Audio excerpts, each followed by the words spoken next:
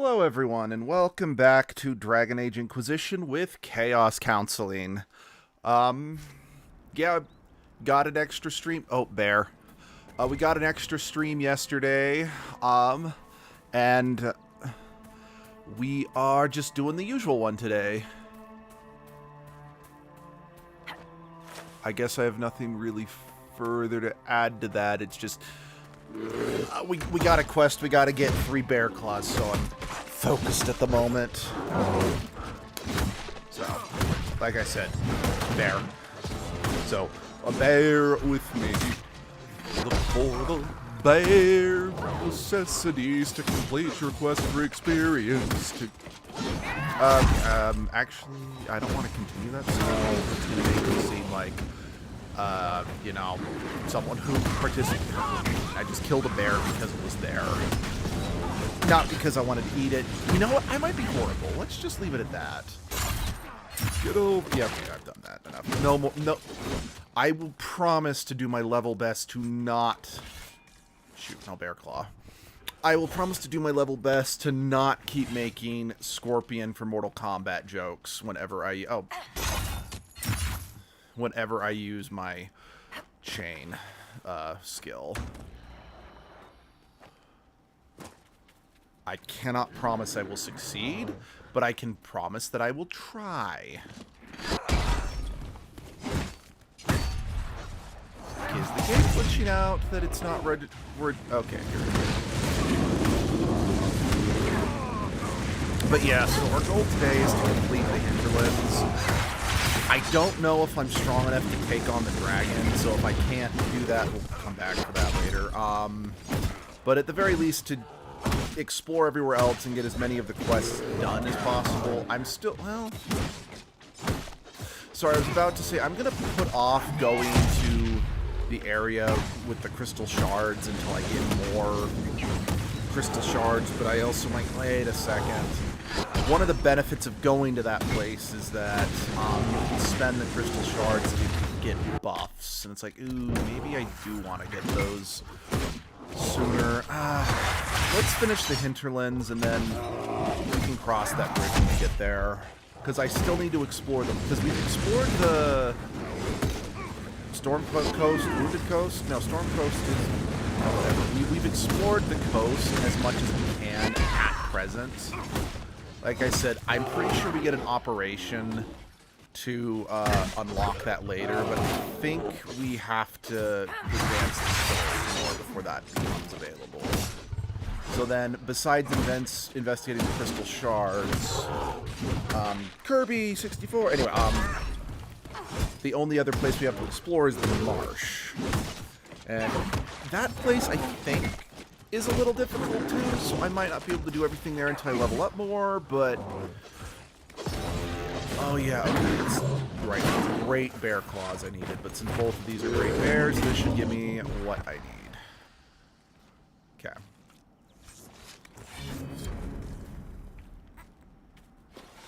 Okay, let's actually do the quest I specifically came over here to do. Well, this camp is... I would hate to be stationed at this camp. There is just hostility coming from every direction.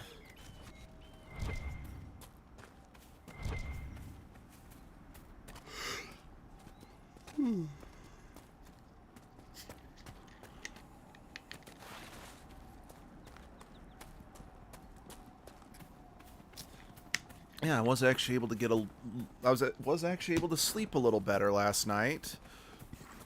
So hopefully I won't be zoning out a hair during the live stream at points, but we'll see what happens. Okay, what's with the rams randomly turning hostile? Okay, I think we had to...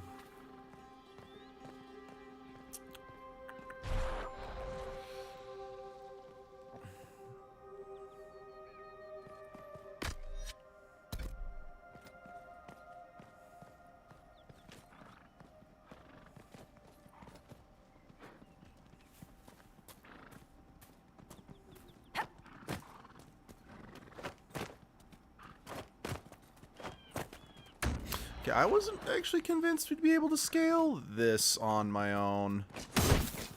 I thought for sure I'd have to summon my mount. What else is up here? Right, there's another quest. Oh, yeah. Black Walls stuff. We should search the area. Yes, Solus, we are searching the area.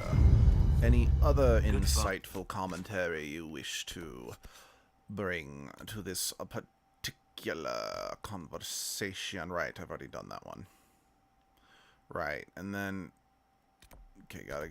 Because, like, the cave we need to explore is, like, somewhere in there. Oh, yeah.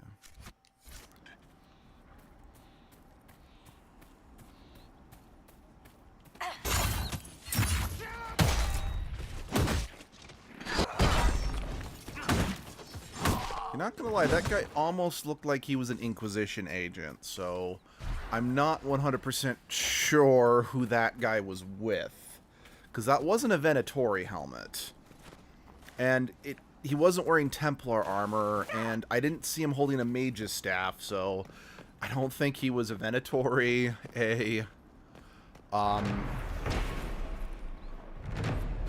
he wasn't Venatori, he wasn't Templar, and he wasn't mage.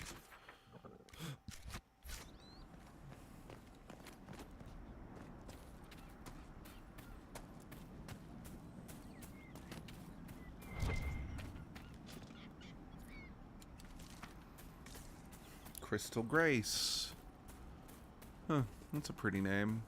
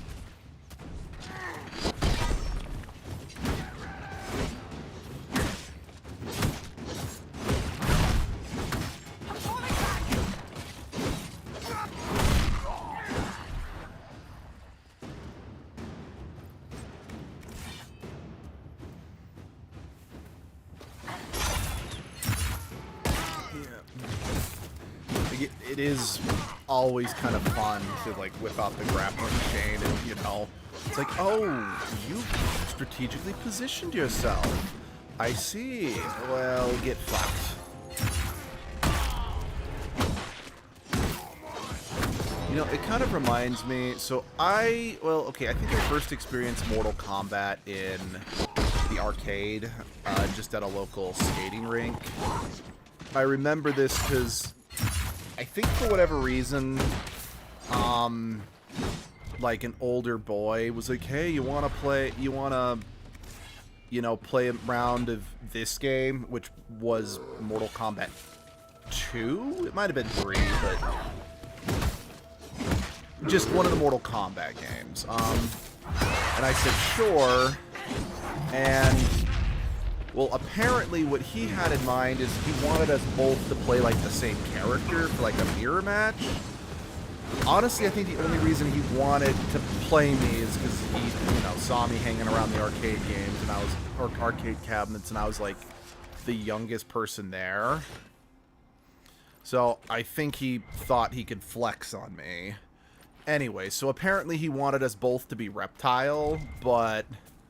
A, he didn't communicate that ahead of time. Again, I think it was Reptile, because I do have a vague memory of him being a green ninja, and since Reptile's the green ninja, I digress. Well, I picked Sub-Zero, which annoyed him, and, well, to be perfectly frank, I kicked his ass. And the reason I remember it was Sub-Zero is I actually, in my button-mashing frenzy, I actually pulled off Sub-Zero's Ice Ball. And yeah, he just kind of stormed off angry because, again, like I said, I don't know why he randomly asked to play me. I really think he was just trying to flex on a little kid, you know? And then the next time I encountered Mortal Kombat was my best friend from like first grade to junior high-ish. Now, technically, well, he was my best friend. I don't think he considered me his best friend for that much longer. Mostly just because I moved away from where he lived. I mean, we're only about like maybe a 10-minute, 15-minute drive, depending on traffic. But I moved to a different school. So, yeah, I'm still technically moved away. So, we just had... He was a very popular, very social person, whereas I was always very more socially awkward. So he accumulated more friends than I did, but that's neither here nor there. Words. But yeah, he got Mortal... Because he had a Sega Genesis, so he got Mortal Kombat for the Sega Genesis, and we just kind of played around it, and he... What's it called? He said that another one of his friends he'd often play with would... Their strategy was they'd try to sit in the corner and, like, spam... I think it was, like, Raiden. They might have played of Raiden, they might have played someone else, but just spam the ranged move. So we finally, like, mastered, the spear move. He's like, oh, I can't wait to invite my friend over so I can be like, hey, you want to hang out over there? No, you're coming here, or something like that. Here we go. Okay, yeah, it's so hard. With this one, it's kind of hard for me to tell. I'm like, is it close enough for that to actually count as with my right shoulder barely brushing that thing, you know?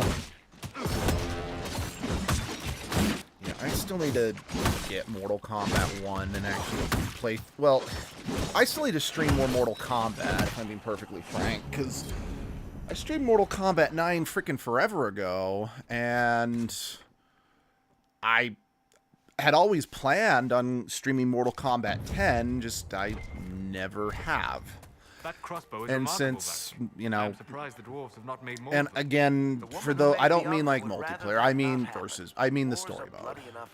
Because, yeah, I'm awful at fighting games competitively.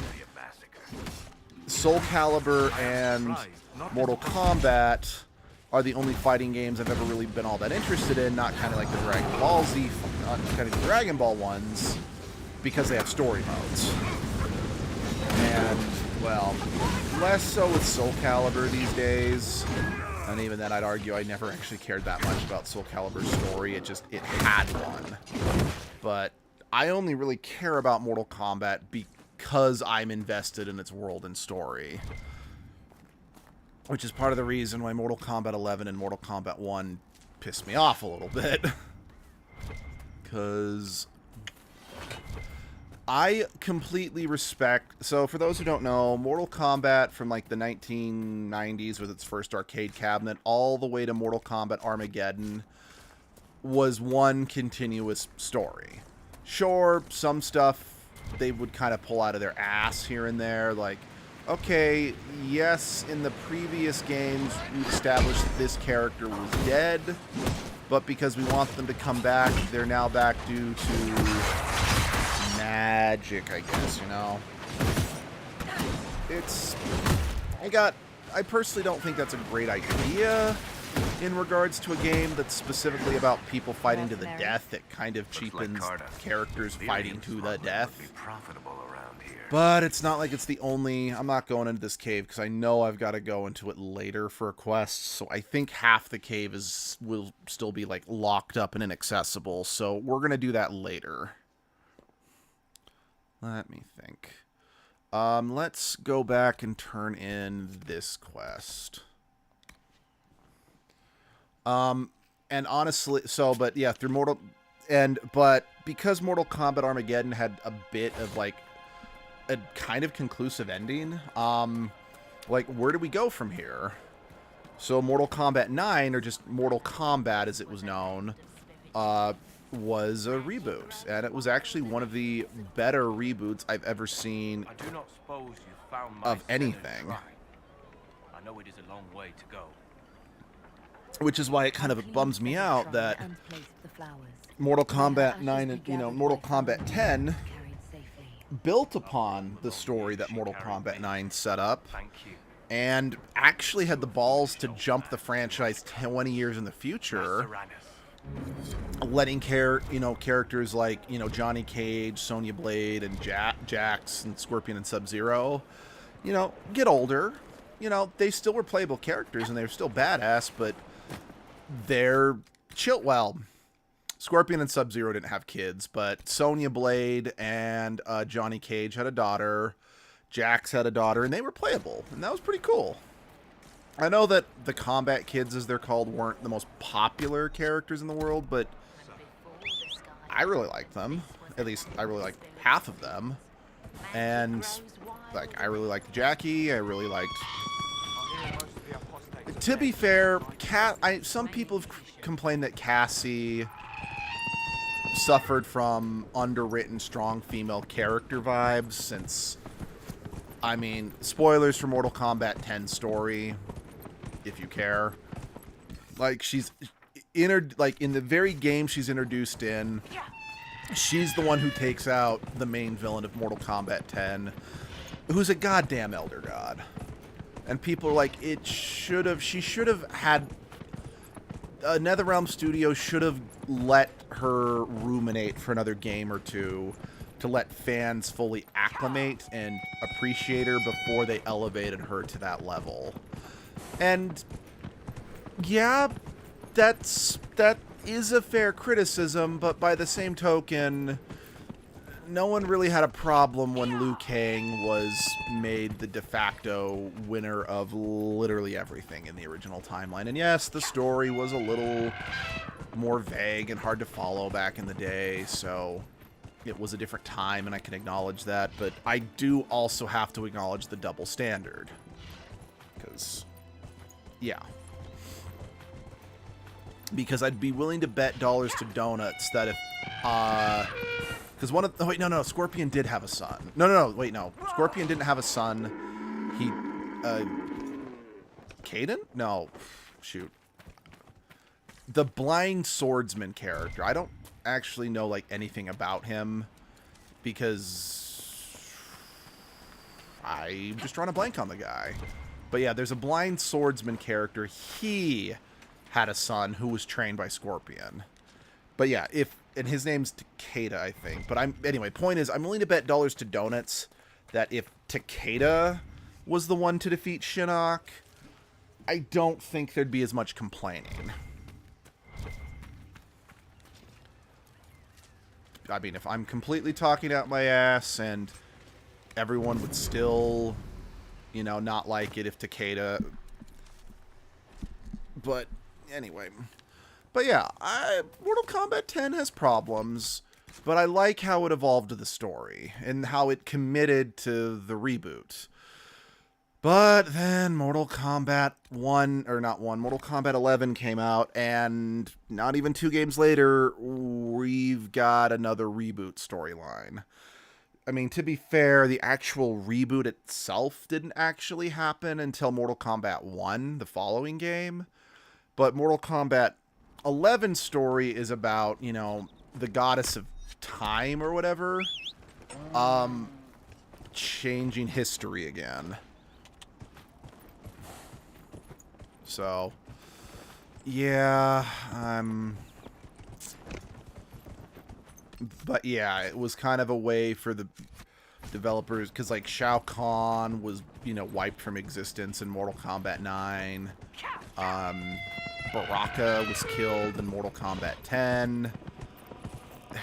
Yeah, and then they just... Whereas I'm of the opinion, I'm like, dude, you brought back the concept of Dark Raiden in the end of Mortal Kombat 10, as well as the idea of evil, undead Liu Kang and Kitana and blah, blah, blah, blah, blah, blah, blah. All of them could have made very interesting main antagonists for Mortal Kombat 11, And while, yes, all of those characters featured briefly, Dark Raiden gets wiped out within like the first hour of the story, if not less than that. And evil Liu Kang is definitely a major player in the story, but he's not the main villain. Plus, I just don't like how they bring back Shao Kahn. I'm like, look, I know Shao Kahn's the best and most iconic Mortal Kombat villain, but can we, like, if you're constantly defaulting back to Shao Kahn, like, I have played very few of pre-reboot Mortal Kombat, but one thing I often hear is that all of the villains, that none of the villains besides Shao Kahn really invoked the same level of, you know, awe and power that Shao did. But I'm like, you're never gonna fully, except for maybe Shang Tsung, but it's like, you're never gonna fully be able to step out of Shao Kahn's shadow if you don't really commit to trying something new. Now, again, I know some people, because I kind of gripe that I'm like, please leave characters like Baraka and Melina dead, because I know Melina's very popular, but it's like, if a character dies, commit to them being dead, because it just cheapens the story. But someone's like, but it's a fighting game where people want, you know, to have their favorite fighters playable. I'm like, yeah, that's fine. Like, again, Mortal Kombat 11, I know Melina was eventually added as DLC, which I'm like, perfect. She's not part of the story. I mean, hell, she could have been part of the core game as far as I'm concerned. Just don't feature her in the story. It's like, you can do that, you know? It was kind of like, and don't get me wrong, this is not necessarily the right choice either. But then again, so Soul Calibur 6 was also a reboot of its franchise, and it's not as good because it's just they just hit the reset button. It's like, bitch, Mortal Kombat 9 did such a good job of working its reboot into its story, and you just hit the reset button and just saying, oh, well, it's a new, it's just different now. Which is kind of hypocritical because I actually really like Soul Calibur 6. And, I mean, hell, the fact that Sunshine and I back in the day did a full playthrough of the story mode, and then I went out of the way to make sure that I did a full playthrough of the story mode as Edgelord, kind of should tell you how much I do actually enjoy. Not gonna lie, so I was working on a Edgelord related project for the channel. I'm not gonna say what it is just yet, partially because A, I need to make sure it actually gets made, and I don't want to hype it up if it ends up getting canceled for whatever reason. But to say the very least, it involved me going through a lot of, like, I didn't, like, watch them all the way through. I skimmed through them to try to find, like, just different moments from the different Edgelord series I've streamed. And one of them, you know, I went through Soul Calibur 6 again. And not gonna lie, part of me is like, I kind of want to play through Soul Calibur 6 again. Just because of how much I enjoyed that story mode and that gameplay loop and etc. Like, I will admit, well, I do think I like Mortal Kombat a little better for its world and characters. I do think I actually enjoyed playing Soul Calibur a hair more. Anyway, back to my original point. I liked that Soul Calibur 5, actually, like Mortal Kombat 10, decided to do kind of the risky decision to time jump the franchise ahead by several decades. And in order to try to accommodate, you know, it's like, okay, we know characters, people still want certain fighting styles in-game because they probably do have a favorite, you know, gameplay loop. So what they also had, like, kid characters, Some of them were like, you know, the actual children of old Soul Calibur characters, and some were like their successors. Because, like, Xianghua, Tiki, Keelik, Cassandra, and Sophitia were not in the game at all. I mean, Sophitia does have an... well, one of the missteps is they actually killed Sophitia in between. I might be... I think that's how you say her name, and I think I think that's the right character. If it's the wrong character, I apologize. And I think killing a beloved character in between games off screen, that was a mistake. But I liked the fact that it's like, okay, having kids and apprentices have the same fighting style, so you can keep, again, the same gameplay loop that people like. I'm like, that's a good idea. The downside is that, and then, you know, they introduced new characters, etc., etc. One of the downsides, and part of the reasons why, well, okay, the real reason why Soul Calibur 5 did not truly work, in my opinion, is because the game was rushed out. As such, we got an unfinished product, and it shows in the story mode because of how, like, if you've played Soul Calibur 5, you know what I'm talking about. The story mode feels rushed and unfinished in places, and that's because it was. The other problem that I ran into when I realized, oh, okay, I do have a bit more understanding about why people like having just having the character's fighting style in the game isn't enough. It's because it's simply playing a certain way in fighting games only does so much when it's like, I want to actually play as the specific character because they're what I got invested in, you know? Because the main character of the story mode in Soul Calibur 5 was Patroclus, one of Sophia's kids. And he, like, some of his animations look different visually, but he basically replaced his mom on the roster because he had his sword and shield. Then, partway through the game, he picks up a different fighting style that's the same fighting style as I forget her name, because I only really played Soul Calibur 2, and then never really played 3 or 4, so I was away from the series from 2 until 5. But it's the woman who, like, has a sword in the back of, like, a paper parasol. It's a parasol. So, yeah, he later, it's like, oh, he actually, that was his preferred fighting style. He was just fighting that way to honor his late mom or something like that. Like, okay, it's a little unfortunate that we only get, like, 2 characters, you know, like one character represents 2 characters in the game, if you know what I mean. But by the same token, narratively it works fine. And then, like, Cassandra is represented by Sophia's daughter. Like I said, there were new characters like Zwei, who, like, used a sword and, like, a wolf spirit. One of the weirder decisions was, like, Raphael's adopted daughter, who I think was playable for the first time in the 4th game. She may have been introduced in the 3rd game. I don't know.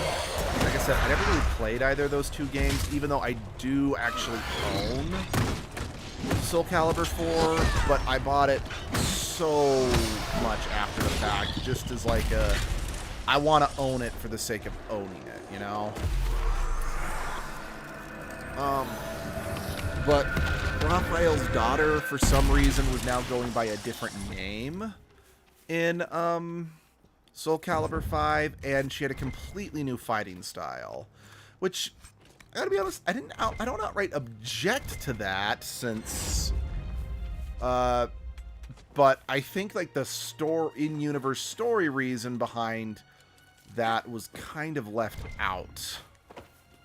Which, again, is a shame, because I actually did really like her new fighting style, because instead of fighting with a rapier like her dad or her adopted dad, she fought with, like, an orb, and it was an interesting fighting style, and again, I did like it.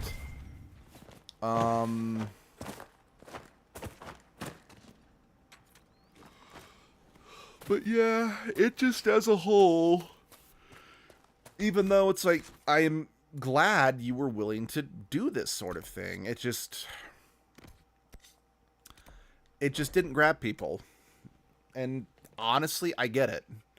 Like, I found Soul Calibur 5 to be very disappointing. And I only played it as much as I did is because I had... me and Abby actually had a lot of fun in the character customizer. But it's not like the character customizer was unique to Soul Calibur 5, because I think that was first introduced in Soul Calibur 3. Don't quote me on that. Again, this was something I kind of looked up years ago when I was just trying to satisfy some curiosities about the franchise. So I don't know that for sure, for one. And,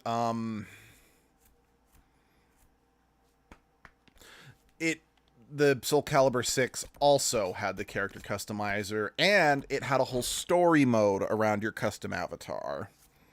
So if they ever do make a Soul Calibur 7, I do hope they keep that. Because if they do keep that, I'm definitely going to stream that as edgelord again. And I'm not going to lie, and like, dang it, I really wish there was a Mortal Kombat game that had a story mode with a custom character like that, because I would totally, absolutely be down with the idea of doing an edgelord stream of that. Just because I do I try to minimize references to past games and past lives in the streams in order to not confuse people who, I mean, because even channel members who've been with the channel long enough that they were there at edgelord's inception, they're not going to know every single solitary detail about edgelord's existence simply due to the fact that they couldn't tune in for all the streams and they couldn't watch 100% of each stream anyway, you know? And honestly, I understand some people don't feel... Like, some people, they don't want to go back and watch the stream, you know, after the fact. Because it's like, the fun of the stream is being able to watch it live and interact with the player live. And yeah, no, I totally get it.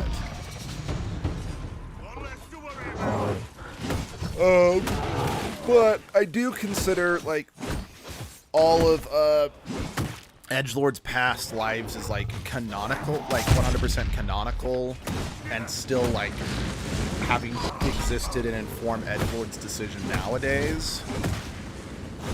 As well as the fact that I think I've mentioned a few times I am writing an edgelord. Okay, well, I'm yawning a lot more today, but again, I do feel a lot more alert than I have for like the past week. Words. And while in the comic I do tweak everything to make sure it's properly, you know, I'm not actually directly referencing anything in it. It's like, okay, in the comic, edgelord 100% would have, like, in the edgelord canon, would have, like, the Triforce of Courage and whatnot.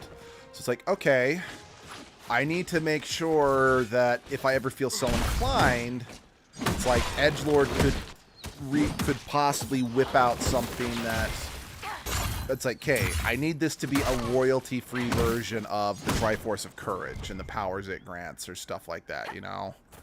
That's just an example. That, like, Triforce of Courage is not something I've ever actually planned on using due to the fact that the powers it grants are nebulous at best.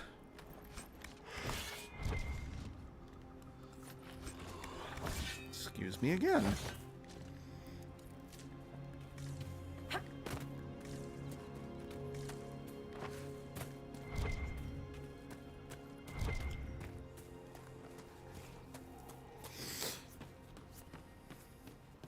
But, like, for example, edgelord, like, hell, the whole reason I took edgelord through Soul Calibur 6, why I prioritized doing that earlier in edgelord's existence compared to other games is I wanted them to get Soul Edge because I thought it would be funny if edgelord had the edgiest sword in all of gaming at their disposal. And yeah, it's like, well, I haven't featured it yet. I've been like, yeah, I need to come up with like a royalty-free design, you know, and then like a different name for it, you know.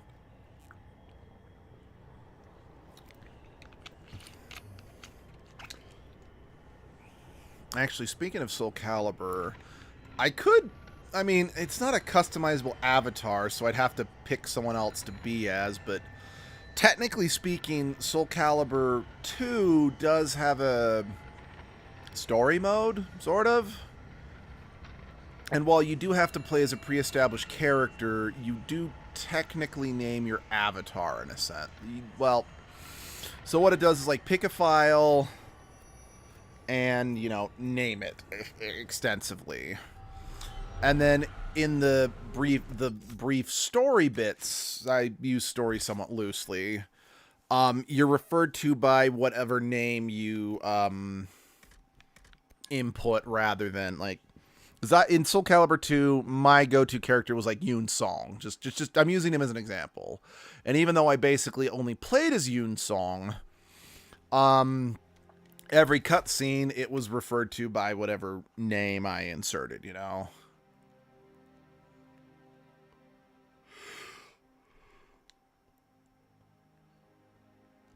Ooh.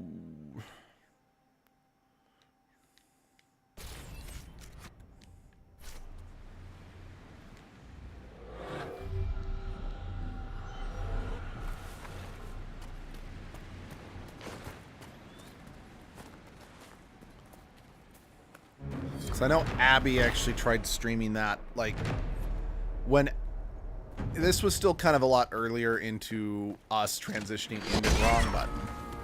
Us transitioning into streaming. Abby asked me, she decided to stream Soul Calibur 2 because that's the one that Link was in. And she asked me what mode should she stream, and I told her to stream the story mode. And everyone's like, why'd you tell her to stream that? That's the hardest mode in the game. I'm like, well, yeah, but it's also the only real mode in that game that has substance. Because if I told her just to stream the arcade mode as Link, she'd be done in about 10 minutes, you know? So, that was my thought process there, but yeah, it did end up proving too difficult for Abby. So, she did not end up beating it. I think she maybe only got like a stream or two out of it because of how difficult it ended up being.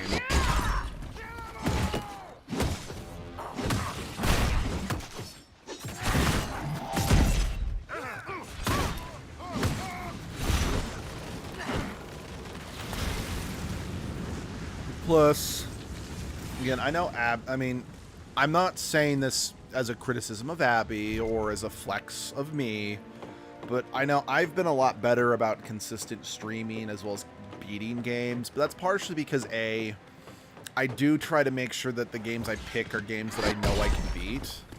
Because again, I don't like leaving games half-finished, because I still, to this day, feel bad about having to kind of rage quit Donkey Kong 64 back in the day. I don't like leaving something half-finished. I'm not happy that I wasn't able to finish Red Steel as edgelord. I'm not happy that I wasn't able to finish Baldur's Gate 3 as edgelord. I'm not happy I wasn't able to finish Knights of the Old Republic as edgelord. But in each case, like, okay, Donkey Kong 64 I just couldn't handle the game's borked controls anymore. But the others, I had legit reasons why we couldn't finish them. Like, I'm still... This has been on my bucket list for almost 12 years, or not 12 years, 10 plus years, 11 years at this point, I think. I have been meaning to actually go back and play through the first Darksiders game, because I've always been bummed out that we never finished that game for the channel, and that was like the very first game we ever did for the channel, that just Abby couldn't handle just how much combat was in the game. when I told her that, like, the reason she picked Darksiders, because, like, the original idea behind the channel is that we would make each other play games that we loved to expose them to it. But as we kind of discovered both with Beyond Good and Evil and Darksiders, which were the two first series we streamed, as well as hell, Sly Cooper is a more recent example with Flays and me insisting on playing it.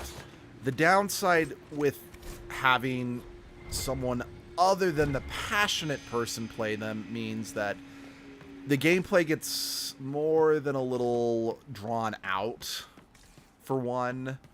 And yeah, I mean, we also kind of saw it with Flays in Darksiders 2. If it's not something they're in love with, they tend to, like, slow things down and move around, if you know what I mean.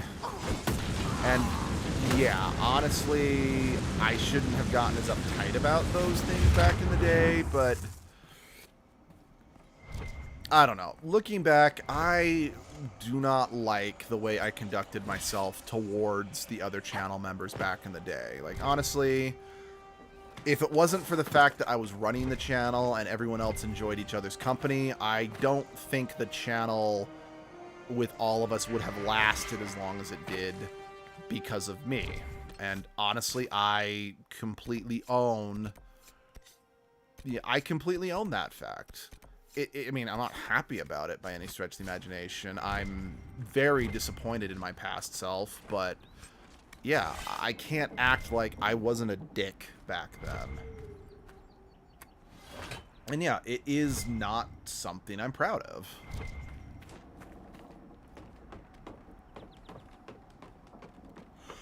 And it has taken a lot of reflection about how do I want to conduct myself on the channel when we do get, like, Flays coming over to live stream.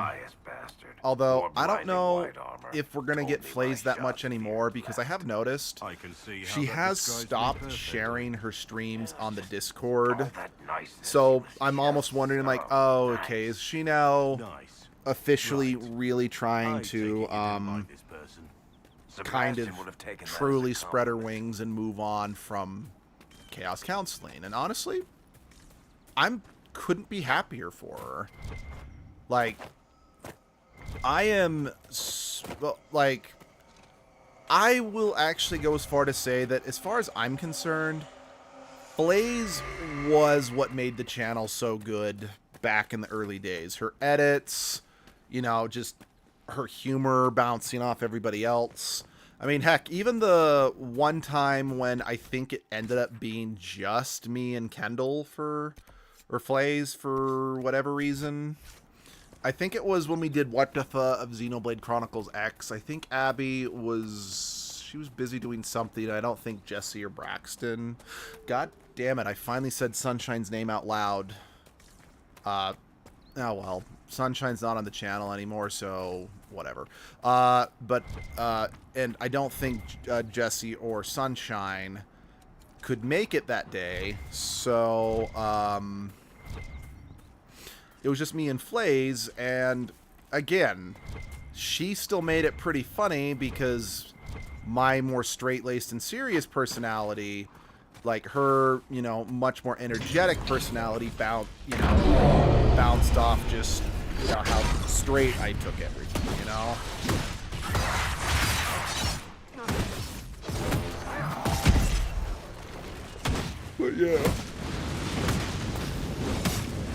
But yeah, again, if Flays does want to move on from the channel, I'm happy for her. But that is gonna mean I don't think we will be doing any more Deltarune if she doesn't want to come back anymore, because honestly, Abby and I just aren't good enough at Deltarune and, you know, bullet hell games in general to feasibly be able to do the game. Because heck, even back when we did Undertale, we had Jessie with us, since hell, Jessie would speedrun Undertale back in the day, and the only reason why she stopped was because the creator of Undertale asked people to stop doing that because, or he asked if, content creators would be willing to stop making videos on Undertale because people weren't buying the game. They were just watching other people play it. And yeah, I know some people might be annoyed that it's like, how dare a creator have the audacity to tell me what I can and can't play online, but I also understand where he was coming from, I mean, again, especially since a lot of people might be like, but Undertale ended up being one of the most popular and successful indie games of all time. But I'm like, yes, but this was also still in the early days of Undertale, while it was still being discovered. And let's also be real. There are plenty of games that maybe don't make the money that they might want to, because a lot of people are like, I just watch X, Y, and Z play the game. I don't need to buy it now. I mean, it is kind of part of the reason. I think when Persona 5 came out, Atlas was actually going out of their way to take down any Let's Plays of it, if the Let's Play went past the certain point in the story. Because they're like, look, the game is still relatively new. We don't want this, this part of the story spoiled for new players. So, like, you can do Let's Plays, but you can't show past a certain point in the game. I'm like, okay, I'm not fully on board with that, but I at least understand. I can understand where the business side of thing is coming from. Combined with the fact that I know for a fact there are a lot of things that I have kind of missed out on the full experience of because I've gotten spoiled. Like, I think it kind of just came from the fact that, because I was always, like, super inquisitive about movies that I was watching with my family growing up, my dad just tended to spoil things in advance, because that way he wouldn't have to answer questions later. And unfortunately, that just kind of became the norm in my family, is that it, like, just as an example, and I never really liked Harry Potter at all, so I didn't suffer from this as much, but it is another prime example of this. Is the new Harry Potter book would come out, everyone would start reading it, someone would check it out from the library, one would check it out from the school library, another person would read the copy we owned, and they basically tried to race each other to finish, because my family would hunt. It's like, oh my gosh, in this book, it's revealed that the professor's a werewolf, or in this book, Dumbledore dies, that sort of thing. So, growing up, I never actually understood the point of not spoiling yourself, if you know what I mean. But, ironically enough, it was this game that probably gave me one of my most... Because, so this game came out in 2014, I think. I think that's when the original game came out, and because, like, the credits on the title screen of this game say 2014. But I don't remember if that's when when Inquisition was released, or if that's when this, like, definitive edition that had all the DLC, that had, the base game plus all the DLC in one nice package. See, I don't remember what is, like, which one it actually is, if you know what I mean. Oh, there we go. That's why I didn't go into the cave right away. I needed the key to properly explore it. But yeah, when it was revealed who the main villain was of this game, I actually had a kind of a pause, and I even was like, no, you can't, no. It was nice. It's one of the reasons I often flip-flop about whether or not I should be playing video games blind for you guys, because if I never play them blind, I'm never able to record these reactions, and I know these reactions are a lot of fun for some people. And I agree. Part of me is like there's a couple, like, the game X-Blades, which was on my voting for the fan service games, the fact that I had such a visceral, just laughing fit within, the first 10 seconds of just turning that game on is the reason why I'm like, I need to play this unspoiled. I need to stream this unspoiled. And there's another game that has been kind of on the back burner that I'm like, I need to play this. This is a game that me and Abby have wanted to stream for a couple of years at this point. So this was kind of during my phase where I was just buying any game that was remotely interesting. Because we had a PS Vita, we had a PS4, PS3, etc. And we were trying to grow our collection. So we would kind of go to just the different GameStops in the state. There were a lot more of them at the time. Over half of them have now all closed. And we're like, okay, let's look for games that are on bargain and buy them. Especially for, the Vita games. The Vita did not have a huge library. We bought the Vita specifically to play Persona 4 Golden. And I do not regret that decision. Now, I am grateful that Golden has been ported to, Steam. So, there are more options, but still. It's that we bought it for Persona 4 Golden, and honestly, I don't regret buying a Vita just for that. Because we had the Vita, we then discovered, okay, the only game I ever really played the Vita for was Tales of Hearts R. But I really enjoy Tales of Hearts R, so I have no complaints about that. But then Abby... Because, for a while, most of the Otome games that she loves were on the Vita. Because that was the higher-powered handheld at that point in time. But now most of them have all moved over to the Switch. So, I'm trying to remember if there were any other... No? Yeah, Abby found a game called Tokyo Xanadu that she liked. I had been meaning to play it, but it's just... It's one of those that it's like, I'll get to it later, then I never do.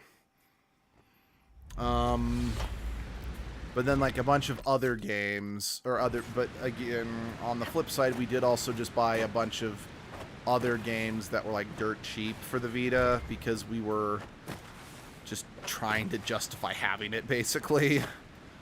Well, one of the games I purchased was one of the Hyperdimension Neptuna games. And maybe I just bought a bad one, but that game kind of sucked.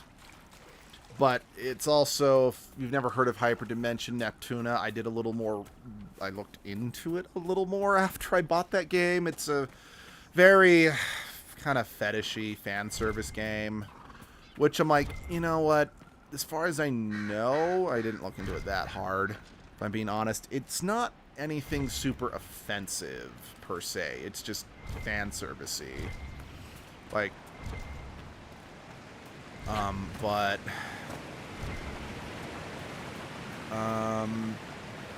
Words. But I found another game that sounded like... I don't know what I was expecting. The game was called Conception 2. I think Children of the Stars or something like that. I don't know what I was thinking with, the fact that the game was just freaking called Conception. Maybe it was because I'm like, oh, it's a JRPG. It being called Conception could mean a number of things, both literally, symbolically, etc., etc., etc. And...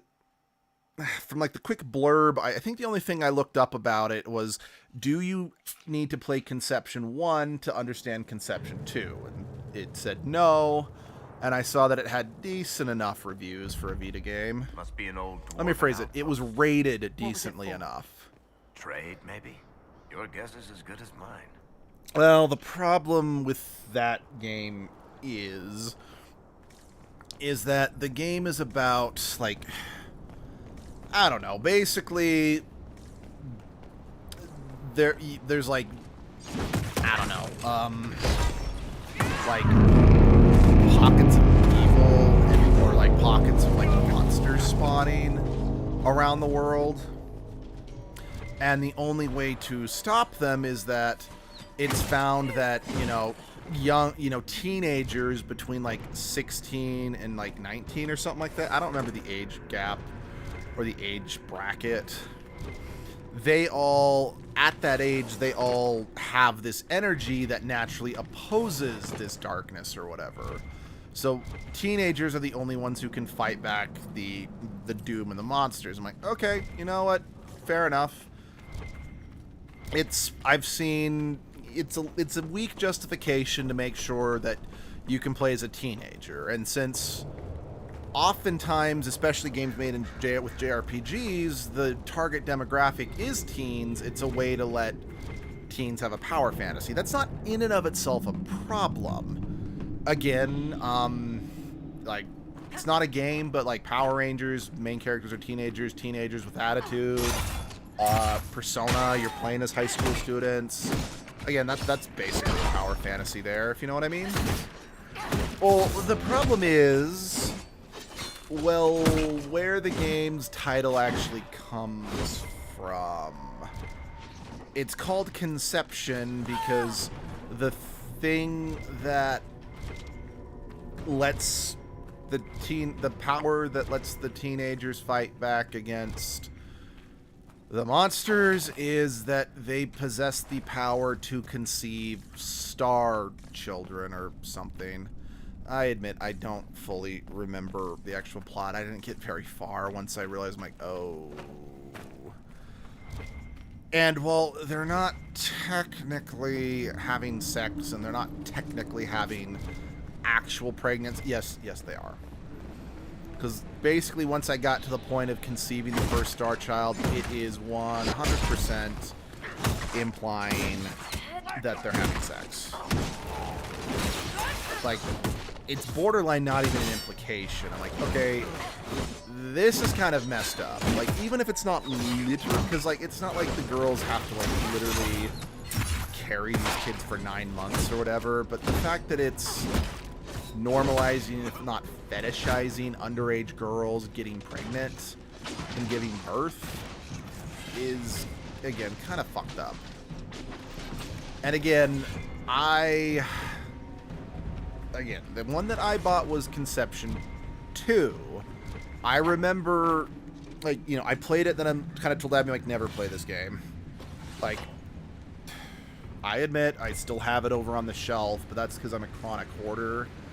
And it's like, it might be valuable someday. And after what the fiasco of, like, trading games of mine that have now become super, as a kid, to get store credit for new games, only to find out that the games I traded away are now so much more valuable than the games I still have.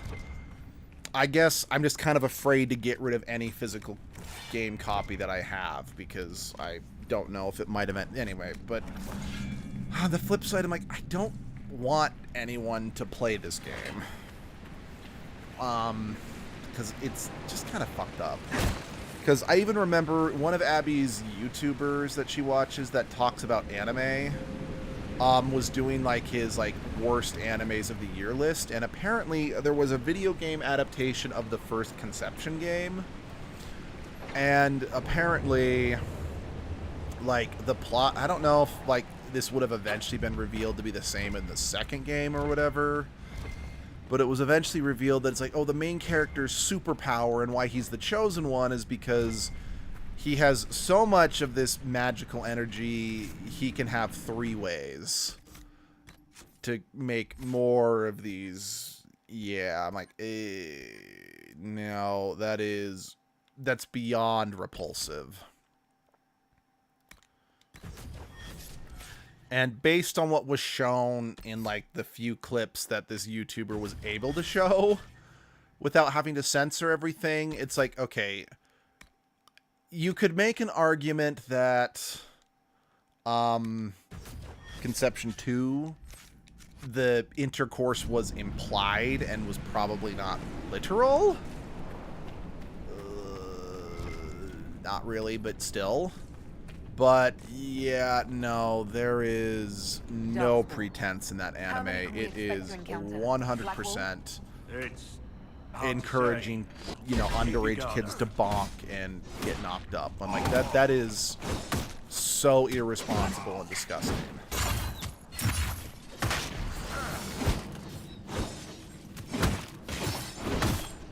Anyway, kind of back to my original point before I got on a side tangent. I came across a game at GameStop for like dirt cheap called Fairy Fencer F. It was a remake of, well, maybe not a remake, but it was an enhanced version of just plain Fairy Fencer for the PlayStation 3. I bought it because I'm like, oh, the plot sounds kind of interesting. And I like JRPGs. I actually don't really know if I do or not anymore. It was more like, oh, the Tales series is a JRPG, and I love Tales games. Well, I didn't really like the game very much, because I found the main character insufferable, but when I was kind of telling Abby about it, she's like, we should stream us playing that game just to see how far we can get, you know? And I'm like, hell yeah, that sounds fun. It's been on our back burner for a while, and now I've kind of been saying, I'm like, okay, once we're actually done with the Fantasia games for Azure, I'm kind of insisting we either need to do that next, or we need to do one of the Pikmin games next, that's multiplayer.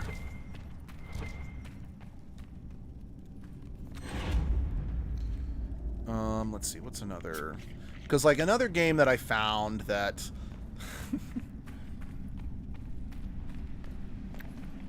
it was like for $10, so beyond the dirt cheap by GameStop standards at the time. Hell, that's beyond cheap GameStop standards now. What is called Bound by Flame. And I kind of looked up some reviews. They're like, okay, this game is kind of like a poor man's Dragon Age with Dark Souls thrown in. And I'm like, hey, I like Dragon Age. I'll give it a shot. And, you know, I actually thought the game was okay. It's not good, and you can very easily softlock yourself in the final boss fight, because I almost did. But, you know, the game was okay. I had fun with my time. I had fun with my time with it. But yeah, calling it a poor man's Dragon Age with some Dark Souls thrown in is honestly one of the best descriptions I've ever seen to describe a arguably bad video game, you know? So, but yeah.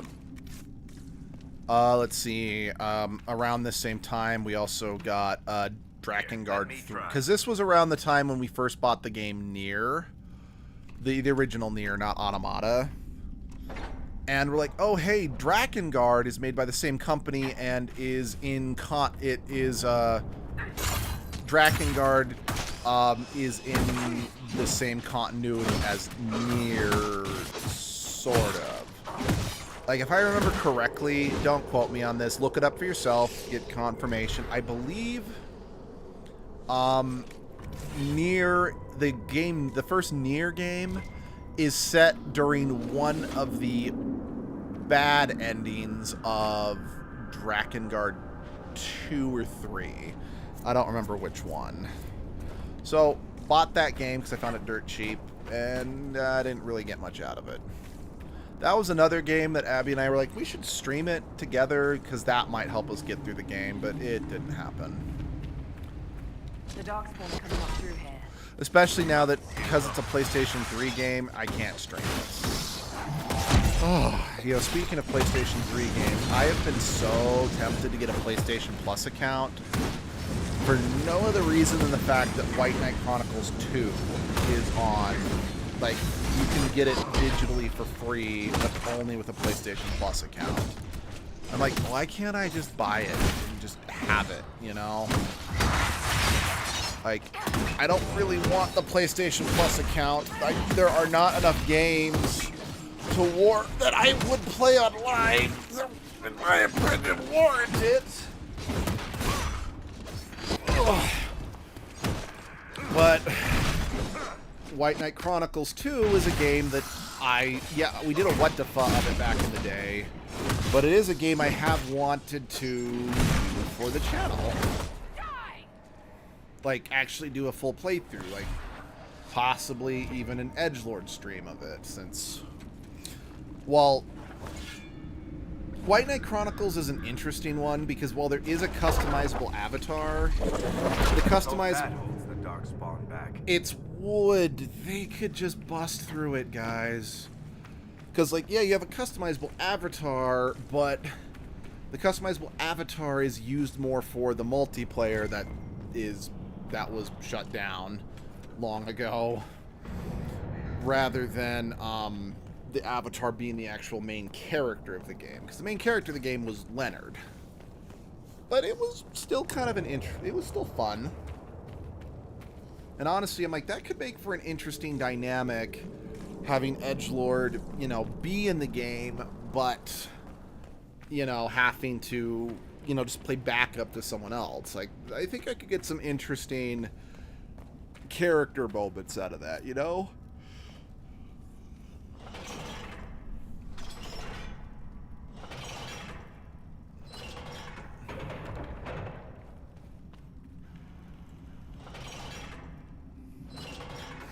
But as it stands, it's not something I can. Some people make their living from valuables they find Actually, on roads. sorry, also just sort of thinking about it. Another game that I really, really, really, really do need to get back to at some point is the game Infinite Undiscovery. Because that was a game that someone recommended. Like, I don't think they watch the channel anymore, sadly. I don't remember who it was who recommended it. But, like, it was their favorite game. They're like, hey, I'd love to see you play it, since they liked just how passionate I spoke about Tales of Symphonia, which was my favorite game. But the problem I ran into was because I started streaming it when I was still stuck at my absolutely awful, soul-crushing hospital job. Meaning, I never knew when I'd actually have time to stream, meaning I could go weeks in between actually being able to stream. And unfortunately, it made it impossible to stream Infinite Undiscovery, for me at least, for two reasons. One, Infinite Undiscovery is a JRPG made by Square Enix. It's not connected to Final Fantasy anyway, but it is a big-ass RPG, and because it was for the 360, it could be very big, to say the very least.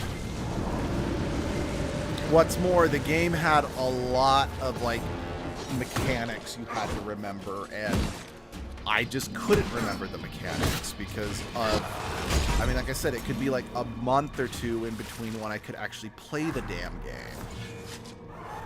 But from what little I saw, I'm like, okay, I'm already super interested in this world and this story, and the detail in the background, damn, that game looked pretty.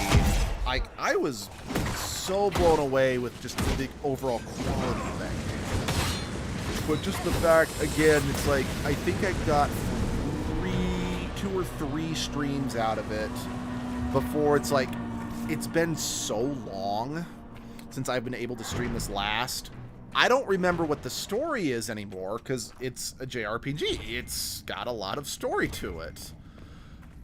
But that was the first problem. The second problem was, again, all the mechanics. Like, I think my second stream ended pretty short because I could not figure out how to proceed past a certain point. Because it says, oh, you've got to bring, like, 2 different monsters to the door to proceed. And, you know, I killed a monster, took their loot, thought, oh, if I have their, you know, animal parts, or I don't remember if that was a thing or if I thought it was a thing, that'll do it. And it didn't do it.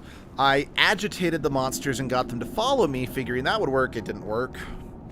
That's because one of the companion characters you had at that point had an ability that would mesmerize weaker monsters and make them follow you. And that was only explained once in, like, a quick tutorial window from, at that point in time, like 2 or 3 weeks ago, and I had completely forgotten that was even explained to me. But It is a game I have always wanted to revisit because, yeah, it was a game that one of our channel members kind of poured their heart and kind of made themselves vulnerable on the channel, and we respect that because this is a channel that I like to think is about passion, you know? We're not here to play like the trendy games. We're not here to show off, you know, our gamer score, mostly because my gamer score would be 0.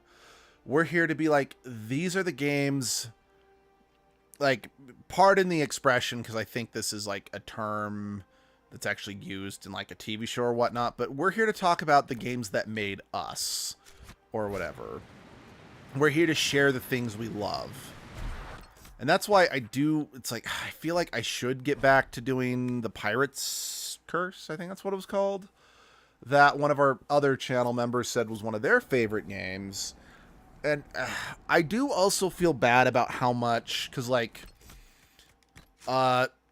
Discord member Muffin has suggested so many games, and I don't think we've done a single one of them due to just a few reasons. Especially like nowadays, where it's like, okay, we're usually playing specific games, or we're usually backlogged in games we've been meaning to get to for years. I mean, I still cannot believe, like, we have been doing this channel for 10 years. Yes, we've only been streaming for about 5 years or less at this point. But I have still only played one Shantae game for the channel. And what's more is I still can't believe I have not played a Bomberman game for the channel. Because Bomberman Generations and Bomberman Jetters were 2 of my favorite games as a kid. I still can't believe, like, this was always on my bucket list for the channel because I wanted to show it to more people, but it blows my mind that I have, to this day, never played Mega Man X Command Mission for the channel. In fact, it also kind of blows my mind that I have never found time to play a Mega Man game, period, for this channel. The closest we ever got to playing Mega Man for the channel was in like an April Fool's video from 2016, I think, where we basically played a Mega Man. I mean, because me, Abby, Flays, none of us drink alcohol. But basically, we got like soda. I mean, Flays didn't drink soda. She just drank water. But like me and Abby, we got like root beer and sparkling apple cider. And every time we died, well, there was another condition for us having to take a drink, but that doesn't really matter. But every time that one of us, because we were passing the controller around, every time we died, like not a game over, died, we had to take a drink. And the thing was, it's like, last person who doesn't have to go, like, if you go to have to go to the bathroom, you get eliminated. Last one standing wins. We didn't get that far because Abby accidentally made herself legitimately ill. And at that point, we were just like, okay, we have literally tried and failed every single level in Mega Man 1. What else are we gonna do? Let's maybe move on. Let's move on with our lives. We were running out of because we weren't exactly drinking, like, since it was sparkling apple cider, we weren't exactly drinking, you know, something high in caffeine, you know, something that does make you need to pee a little more frequently. So yeah, I learned from Buffy that I need to walk through the fire. Hey, Alif, how's it going?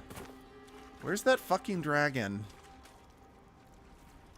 Like, the fact that I was actually tanking the dragon's hits means I'm actually somewhat confident I can take that sucker down. So get your ass back here and let me love you with violence and death. And, I don't know, maybe we can get some strudel afterwards. I mean, you'll be dead, but I'll get strudel. I'll get strudel with, you know, like, me, Blackwell, and Varric can, you know, go hang out at the tavern and eat strudel and, you know, drink beer as we talk about, hey, remember that dragon that we killed, like, literally 5 minutes ago? And it's like, yeah, I'll never forget the time that we killed that dragon and then went for strudel.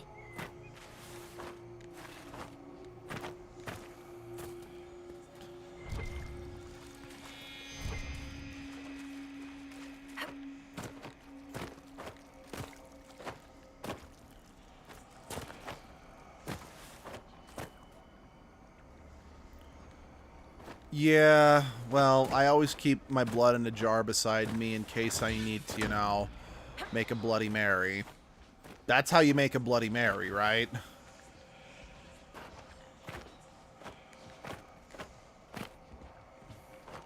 I did not sign up for platforming in my action RPG games, and now I'm stuck. We'll take part in your body with an eaten strudel. Yep. Yeah, we'll we'll sprinkle the dragon's scales on our strudel. I mean, I've had, you know, sushi that's had, like, you know, salmon scales mixed in with it, so why not dragon scales? Instead, yeah. I call it strudel de dragon. That, I just also realized that just sounded like incredibly sexual, but I'm not gonna back down on that name. Blackwall, sweetie, thank you, Blackwall. Your massive, you know, bulging pexes and strong, wide shoulders have gotten me my treasure. Once again. Well, make sure that, you know, after you're done eating the wall, to chase it with some paint thinner. You don't want that lit. Oh, in the game, got it. Fair enough. But yeah, make sure you chase it with some paint thinner, because you don't want, you know, that lead paint, you know, giving you lead poisoning. So you want to thin it out to make sure that it doesn't, you know, build up in your stomach. That remember, kids, that's a chaos counseling lesson. It's okay for you to drink lead paint as long as you chase it with paint thinner. Please do not send any of your complaints my way. I will not read them. Okay, there's a... Maybe if we kill him, the big dragon will come back.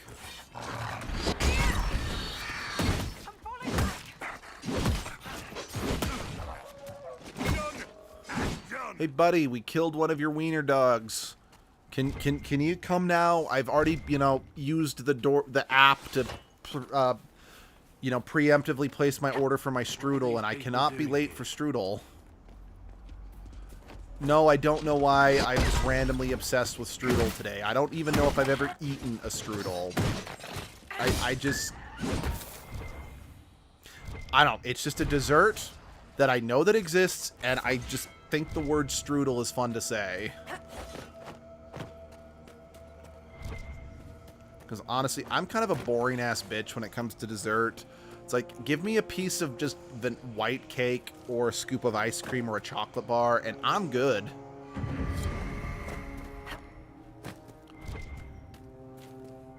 Because I remember I seriously pissed off my culinary teacher when I was briefly. There's something called Berliner? Did I say that right? Berliner? But yeah, when I briefly went to culinary school, biggest waste of money in my life, I actually pissed off my baking teacher because she made some, like, fancy chocolate mousse, but then she also brought in some, like, you know, pre-mixed Jell-O pudding to be like, because she was like, one of my students had the audacity to compare my mousse to Jell-O pudding, and my teacher noticed I only took a bite of the mousse, but I actually just was kind of lightly, you know, just ate all of the chocolate pudding, the pre-mixed chocolate pudding she brought. She's like, why are you eating that? I'm like, because I think the chocolate pudding tastes better than your mousse. Yeah, she didn't like me very much after that. Not that I blame her, but it's just, I don't like the mouth, like, I've never liked the mouth feel of mousse. You know, I get it, it's supposed to be, you know, airy, but I just don't like it. And I've always been someone that texture can 100% ruin a dish for me. It's like, I've shared this story a few times, but basically my mom has, like, a family recipe of, like, a yam souffle, which to this day I consider to be the single worst thing I have ever eaten in my entire life. Sorry, Mom, but it actually made me projectile vomit at the dinner table because my dad was a dick, but that's another story. That's a story for another time.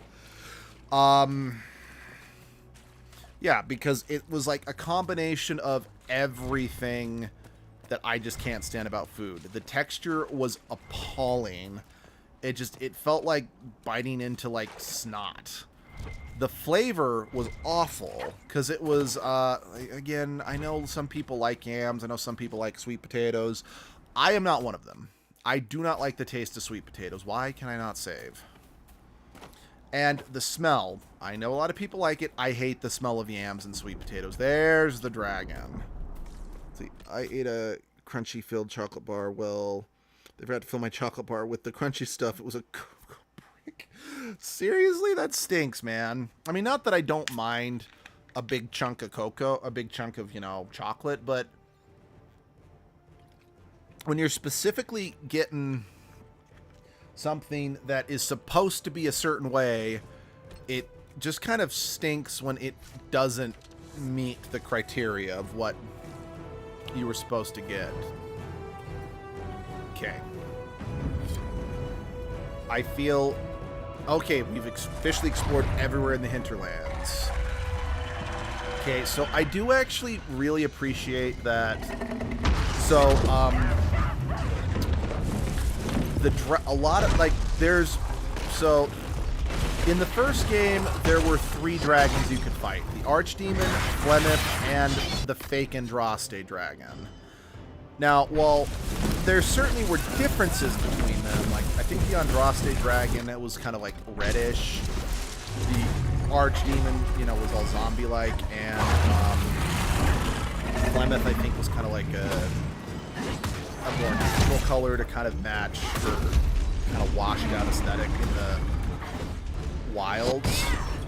And then in the second game, there was only 2 dragons, Flemeth and then the High Dragon you fought. Flemeth's design was pretty unique. I mean, you only saw Flemeth in a single cutscene. You didn't actually fight. You get what I'm saying? And then the High Dragon did kind of resemble the dragons from the first game a little more. There are so many dragons you fight in this game, and they really go out of their way to make sure that each dragon is unique enough. Because I like the fact that this dragon, well, it has the same horn design, or a similar horn design to what Flemeth's dragon form looks like. It's got a completely unique color scheme for one. Yeah, like, most of the dragons in this game have personality. I mean, not enough that if you held all the dragons, like, in front of my face, I could be like, oh yeah, that's the dragon from this place, or that's the dragon from that place. Because again, they are still dragons, and since you don't have any meaningful interaction with them, you just fight them as epic boss fights. But still, it's appreciated is what I'm getting at.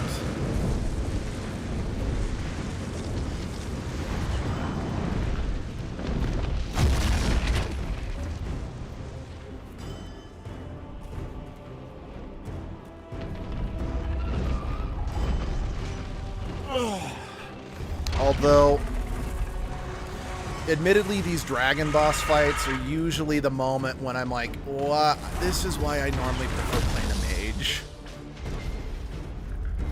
And again, yes, this is the first time I've ever really played a warrior in this game, or at least played a warrior that I plan on beating the game with. But anytime I play a rogue in these boss fights, because I always play like the rogue with the double daggers, I'm like, I miss being a mage with a ranged attack.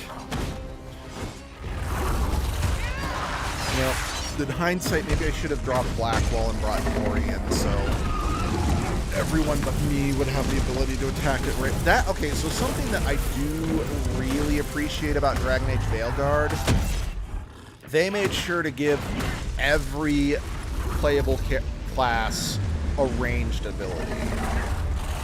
So, so Abby played a warrior, like, in Dragon Age Veilguard, and she had the ability to throw a shield or something at the enemies at a distance, so she could still be actively participating in combat, even if she could not physically run up and you know, hit the enemies where they were standing. Again, it was a little thing, but it was greatly appreciated. And then, heck, even the mages, you know, one of the go-to classes that had range, had a dedicated, I'm going to fire a beam of concentrated energy from the palm of my hand that will go a long distance, you know? So, I have problems with Veilguard. And I mean, like, a lot of problems with Veilguard, but the combat was not one of them. I liked a lot of the things that the combat did in that game. I don't like the fact that you only can have 2 companions with you instead of 3, like literally every other Dragon Age game, but as a whole, I don't have too many notes for the combat in Dragon Age Veilguard. So yeah, Abby played a warrior, I played a mage, so when I actually get to Veilguard for the channel, I'm going to play a rogue, because, well, I haven't seen what the rogues can actually do in Veilguard. Plus, the 3 characters I'm considering romancing for Veilguard are 2 mages and a warrior. So it's like, perfect. If I'm a rogue, I can for sure not have like class overlap with my romantic partner in that game.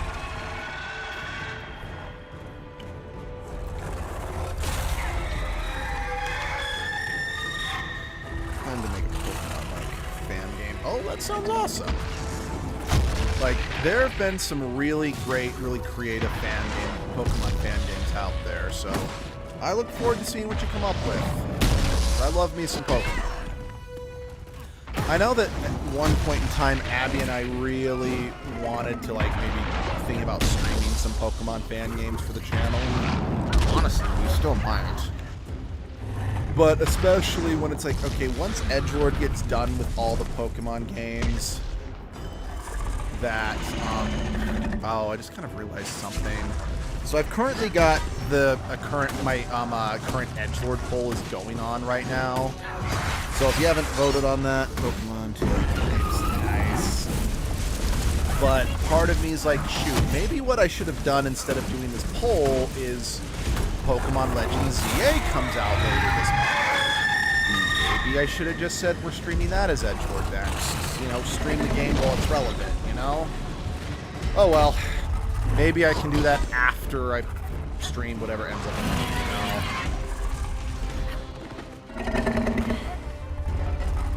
We might end up dying since, oh crap, we're out of parties collectively out of potions, and we just got knocked on. We keep kind of getting knocked on our asses. Okay, gotta get Solus up. Okay, you can barely. All right, then I will adjust the game audio. Okay, let me know if this is better. I'm also gonna try to get a little closer to the camera, not camera, microphone. Okay, this might be a wash. Where's Solus? Oh, nope. Even Varric's down. Okay. Alright. Oh, we got no choice but to flee at this point. Yeah. We were doing good while we had the potions, but... Uh-oh. But unfortunately, now that the potions are spent... Okay, cool. We can't... Yeah. So yeah, we need to get stronger.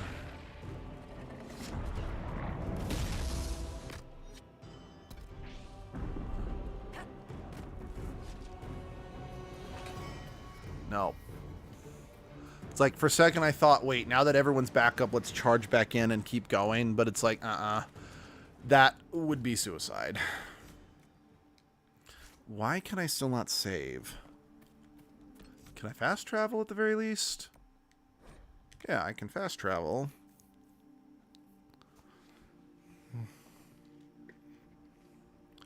Alright. Potions. Potion seller. Nothing to report, sir. Equip. There we go. Alright.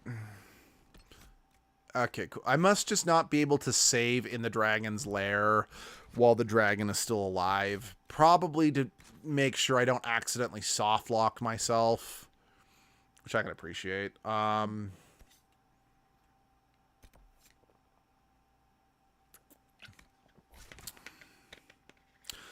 Yeah, you know what? I said I might do the marsh before I advance the story, but you know what? I don't really want to do the marsh right now. Mostly because it's got its fair share of despair demons, which I know I can take at this point. But I just don't want to deal with it at the moment. So let's actually advance the story, because now that way we can get Cole. The store, let's see, you respawn, you die, you respawn, you die for real. And because yeah, after this next story beat, the game drastically alters going forward. So it's like, maybe I do want to just advance things to that state. So because after that, that's when we can start unlocking specializations for everyone. I mean, everyone gets a specialization automatically except for me. Oh,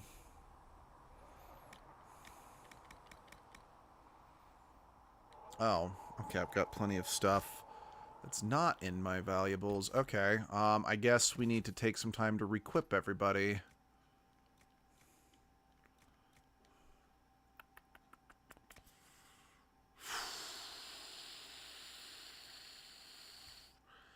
Yeah, that's better. I'll probably want to pull the pommel. Lemon. But yeah, I'll probably definitely want to pull the pommel off my sword and put it on my new one.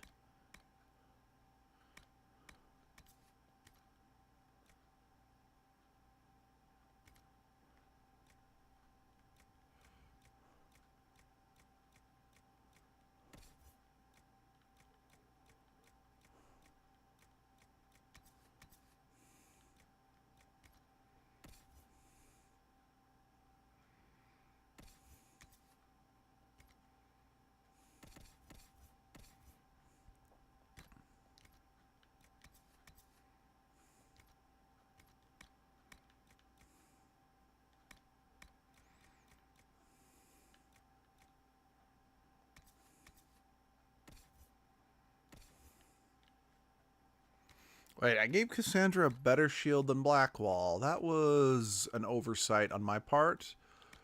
Again, not that I have anything against Cassandra. It's just Blackwall's the second, was just the character I was using, you know? Alright, Cassandra, Sarah, I doubt you're gonna have... I doubt beyond... Like, I completely doubt there's gonna actually be a better bow I've got, just since all around the mulberry bush the monkey chased the weasel. No, I don't know why I'm singing this song. Pop goes the dumbass, aka being me.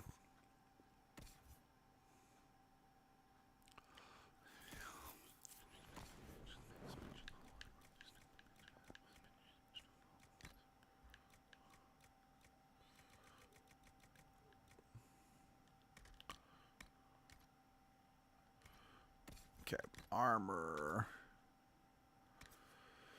Yeah, it's better, but I need to level up before I can use it. Oh. Ooh, I like it. Looks much better. If for no other reason than it's red. Yes, I'm the kind of person that simply something being a nicer color is enough for me to be like, it's better. I'm like, yeah, but it weighs 5 times more. But it's prettier. But it weighs 5 times more. It makes me feel powerful. Anyway. It's like, we've got the power. We are divine.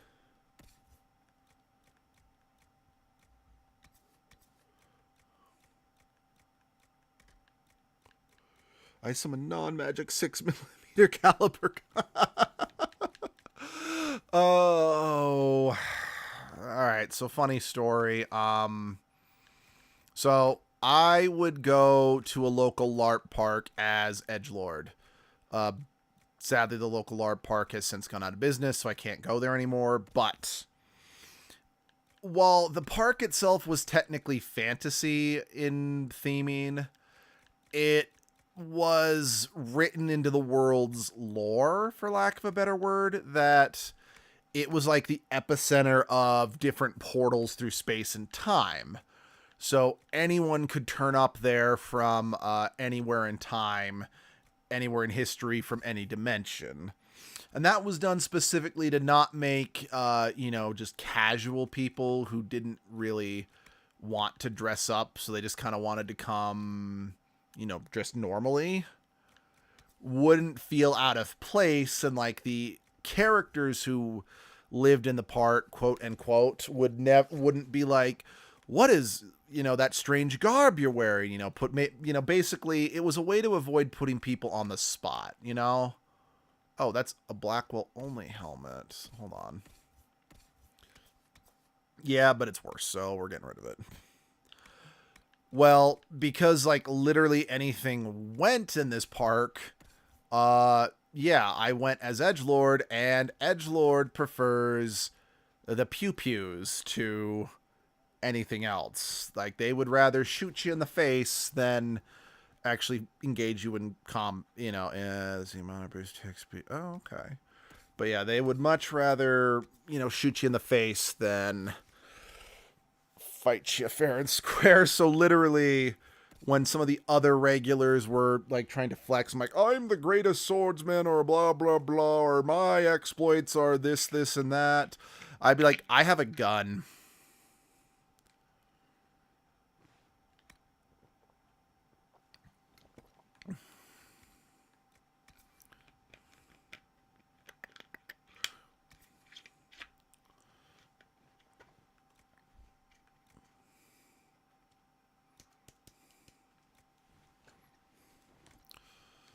Actually, that kind of reminds me of...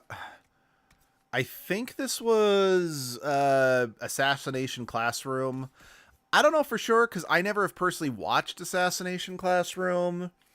It was just this meme kind of was making its way around the internet. And I think Abby told me it was Assassination Classroom.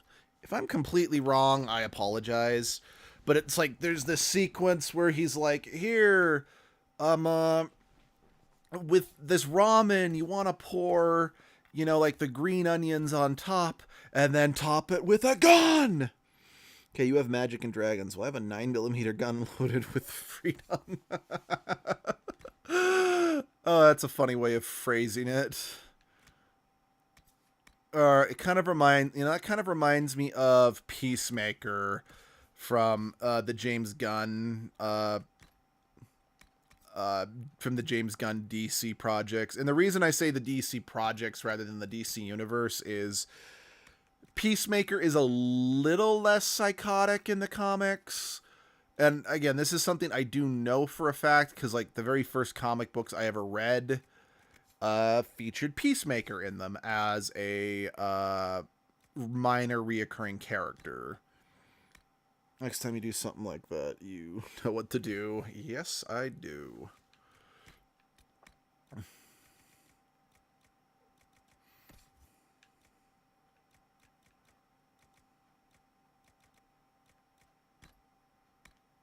Nope, I wanted to equip the ring.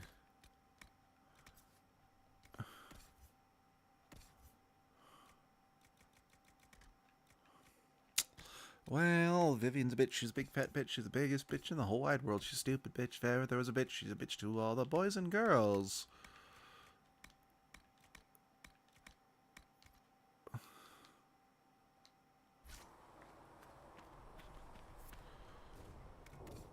Okay. There we go. Now my pockets are sufficiently empty. Alright. Let's... No, I'm pretty I've already spoken to everybody, so let's speak to Liliana one more time at the very least. Make her be with you. Tell Adon to stop bothering me. Everyone needs everything. Anything I should know? I've nothing to report at the moment. Alright. Carry on my wayward son. There'll be peace when you are done. Lay your weary head to rest. I'll cut off your head, you asshole.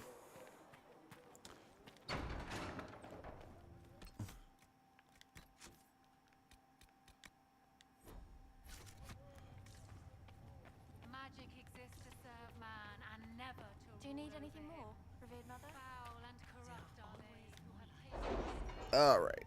Let's do some war table stuff.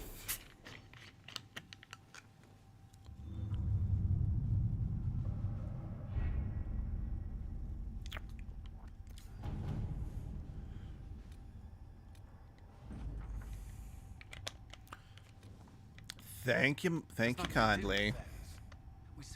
If I make a game, white magic and stuff, make a hidden NPC that sells you a Glock, that'd be funny. Can be reasoned with after a fashion. You know, I know a game that I actually have had a lot of people say I should absolutely play with edgelord is Palworld.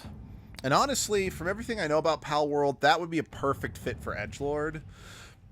The problem is, as a whole, I don't really like supporting games in early... I don't like streaming games in early access. I mean, honestly, I don't really like playing games in early access for a number of reasons.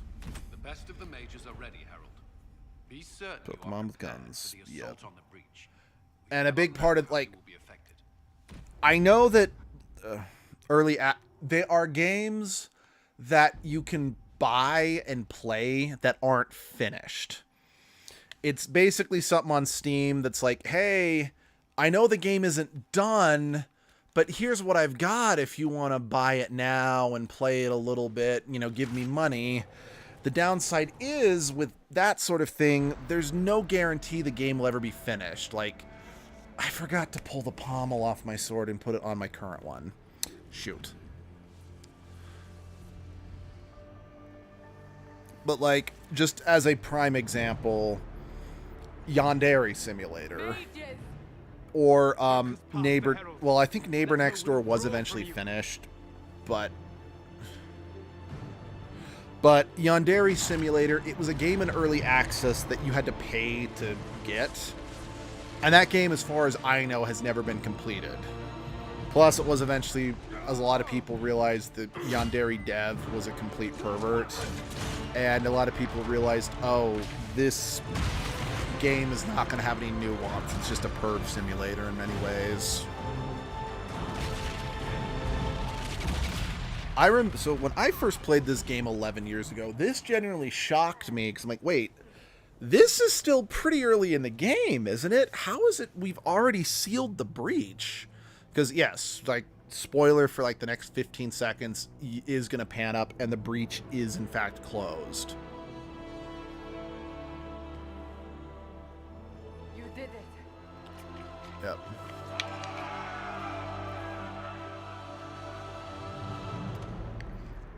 Now, I admit that's not a hard... I actually own an early access game that I do want to stream for the channel. I think it's called Wanted Raccoon. But that's one of those things that, because of my Trash Dragon puppet, raccoons, especially raccoons that are... And plus with my edgelord comic, raccoons that are just causing whatnot, destruction, and havoc have kind of become, you know, synonymous with me and my friend group. So it's like, I kind of have to... I bought that one, I played it a little bit, and I do want to play it for the channel eventually. But yeah, that's kind of my thing with Palworld. I don't want to stream it until it's finished, but by the same token, if Nintendo has their way, the game never will be finished, which is bullshit. Like, I am not completely on the Nintendo hate train that some people are, but I am not going to defend Nintendo in any way, shape, or form, especially when it comes to the Palworld situation. That is bullshit. The heavens are scarred but calm. The breach is sealed. We've reports of lingering rifts, and many questions remain. But this was a victory. Word of your heroism has spread. You know how many were involved. Luck put me at the center. A strange kind of luck. I'm not sure if we need more or less. But you're right. This was a victory of Alliance. One of the few in recent memory. They're suing them for having creatures captured in balls. Pretty much, yeah. Which, yes, I agree. Capturing creatures in balls is very Pokemon in nature. But it's... We must get to the gates. The concept of capturing creatures is not a unique enough idea that it should be able to sue over it, you know? Perhaps assaulting the sky drew some attention.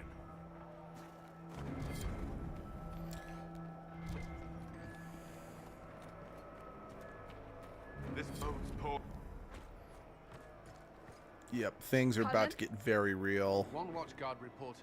It's a massive force, the bulk over the mountain. Under what banner? None. None?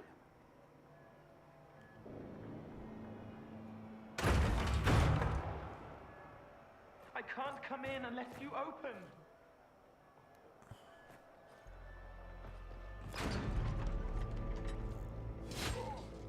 Hey, Cole. Okay, hey, Cole.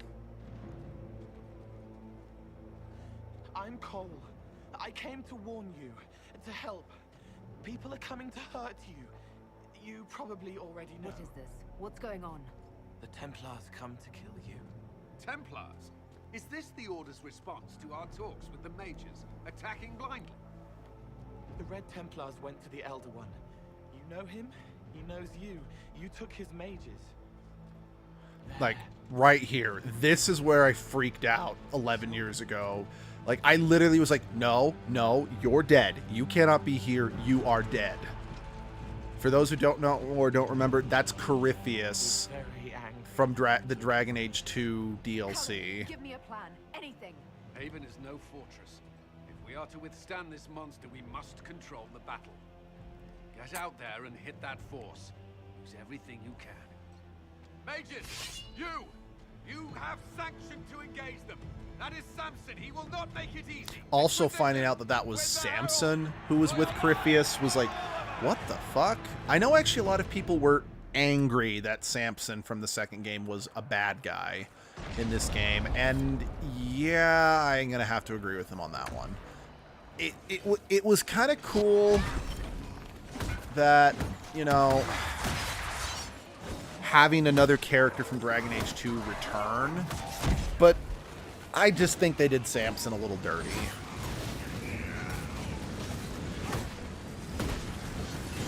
Because, like, so, Cole there showing up to warn us that the Templars are coming.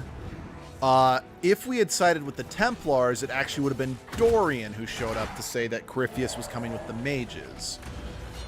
The downside is that the mage who kind of take... Well, A, if you side with the Templars, Samson is not in the game at all. Almost ready. Keep them off us. Which is a bit disappointing. But if you do side with the Templars, the mage who serves as Corypheus's main lieutenant in place of Samson is not a returning character. So it is a little disappointing.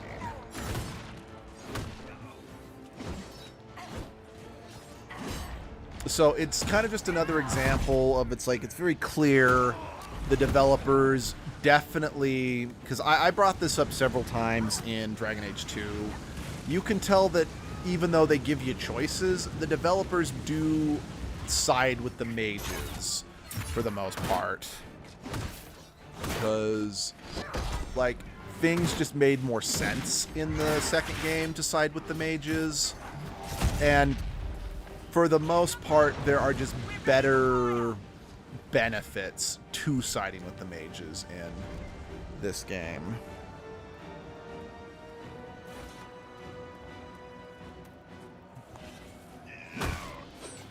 Yeah.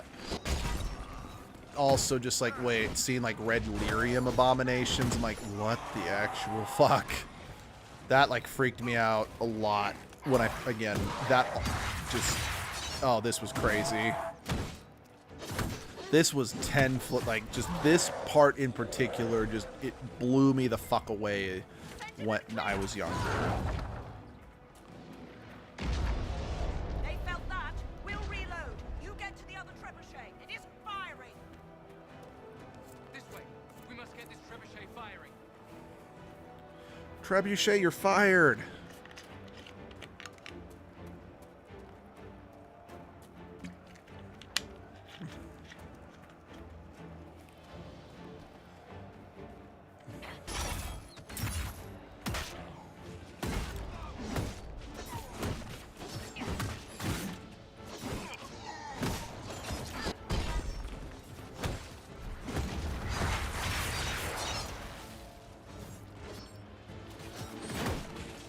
You know, the trebuchet's on fire. Well, let's actually make the bad guys on fire. You know, I've often wondered, like, the kind of, like, robes that the Templars have on their lower bodies.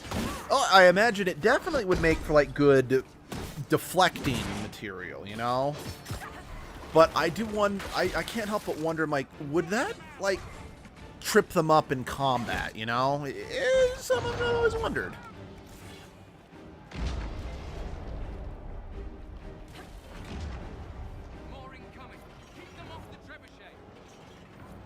Yeah, I'm on the trebuchet. Yeah, so guys, you gotta keep them off me.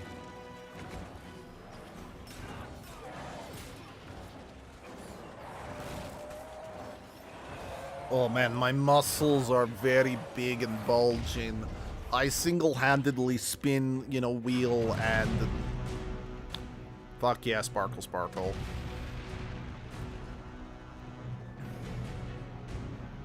Avalanche.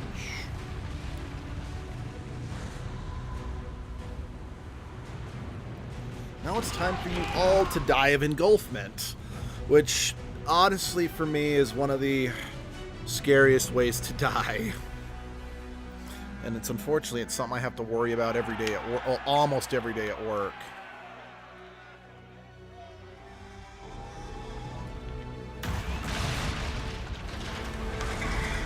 Well, there's your fireball, Alif, so thank you for summoning that dragon to give me fireball. That is not possible. Everyone to the gates! Okay, Solus, I created Edgelord. Around here on this channel, anything is possible. Okay, that's a lie. Well, actually... Okay, I was about to say the only thing that's not possible is us playing a porn game on the channel, but let's be real, I kind of have. And after the debacle that happened with the Dragon Age, or not Dragon Age, Baldur's Gate 3 nudity switching back on, I kind of did. So... We need everyone back to the Chantry. It's the only building that might hold against that beast. At this point, just make them work for it. Sorry, for clarification on that statement, because, yeah, that statement does need an explanation. We have a rule on the channel. We do not play games that are basically just pornography. Because we don't want that. That's not the community we want, and we don't want to make people uncomfortable. Like, we want, I mean, yes, we swear up a storm, and yes, we play games that are not appropriate for kids many times, but we don't play games that have, like, full-on nudity in them, for the most part. Like I said, the exceptions are, like, I did play Baldur's Gate 3 as Edgelord, and I had the nudity switched off, but it glitched back on. Like, so the very last episode of Baldur's Gate 3 that I streamed before I killed that series, I'm a child, and for the most part, I apologize. Oh, my bad. But, like, the very last Baldur's Gate 3 stream I ever did, the nudity got switched back on, even though I very specifically had it switched off, meaning midstream there was a topless woman. I'm like, okay, I don't even care about cuss words.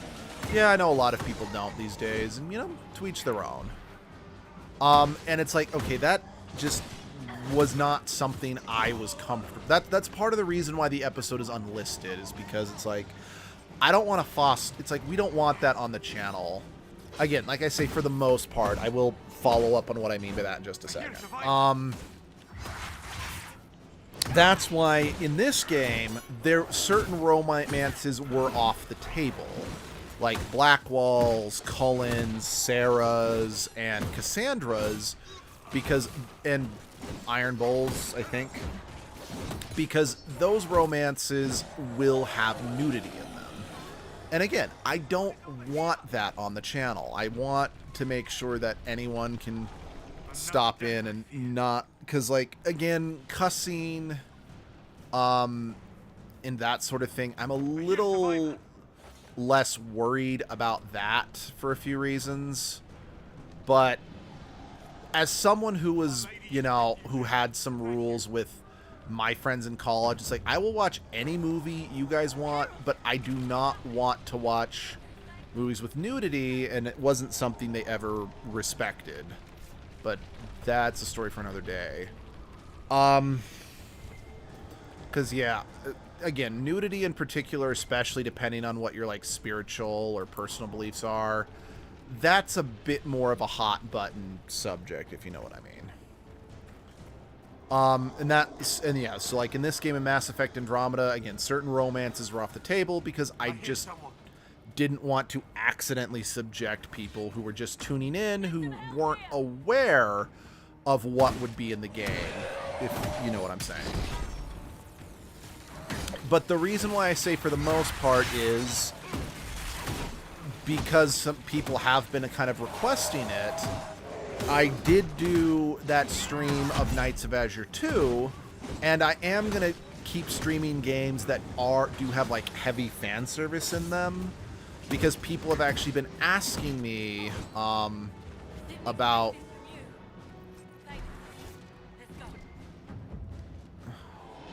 Because people have actually asked me to play some of these games that do have a fair share of fan service in them, because they're kind of curious to hear what I have to say about them. Because I usually am very anti-fan service, which I know is very unusual for a guy on the internet, to say the very least. So, yeah, there's a bunch of different games that, again, do have a lot of heavy fan service in them that I do plan on streaming, but they don't have full-on nudity, so it's like I'm a little more okay with that. He tried to stop a Templar. The blade went deep. He's going to die. What a charming boy. I also prefer siding with the mages because the dynamic between Rodrigo and Cole here is more interesting than the dynamic between Dorian and Rodrigo. I was in the Fade, but it looked like that. I don't care what it looks like. It's got a path for that army. They'll kill everyone in Haven. The Elder One doesn't care about the village. He only wants the Herald. If you know why he wants me, just say it. I don't. He's too loud. It hurts to hear him. He wants to kill you. No one else matters, but he'll crush them.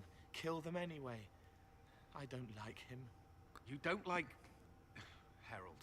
There are no tactics to make this survivable. The only thing that slowed them was the avalanche. We could turn the remaining trebuchets, cause one last slide. We're overrun. To hit the enemy, we'd bury Haven. We're dying, but we can decide how. Many don't get that choice. Yeah, fair.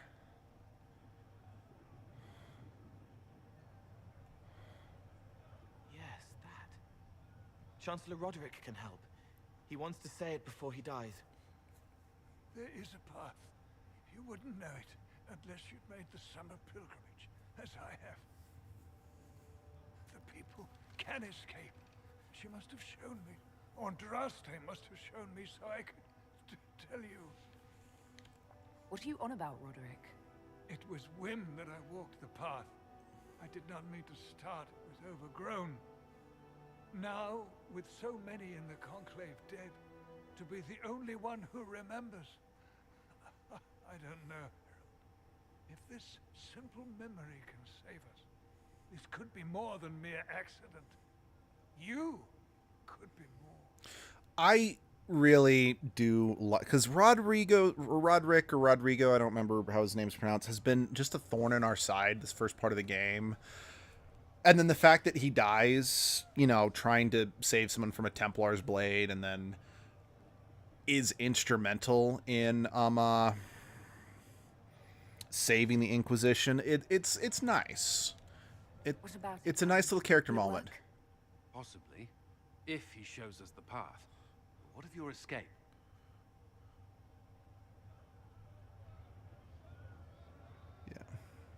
Sorry, Alif, are you still here? Did I accidentally scare you away with that topic? Because if so, or just talking about those more adult things. Because if so, I do apologize for that. Harold, if you are meant for this, if the Inquisition is meant for this. Okay, you here. Yeah. Sorry, I do have a tendency to run my mouth on some things and only realize afterwards, like, oh, that might have made some people uncomfortable. They'll load the trebuchets. So.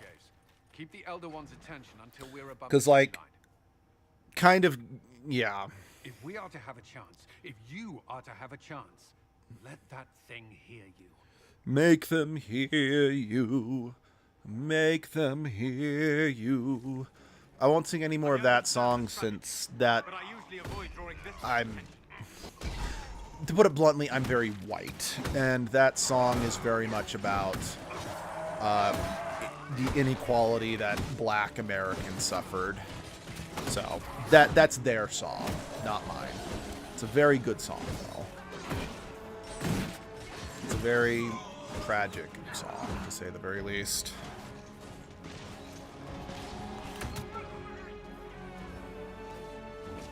I don't know. Everything about America right now is just fucking tragic.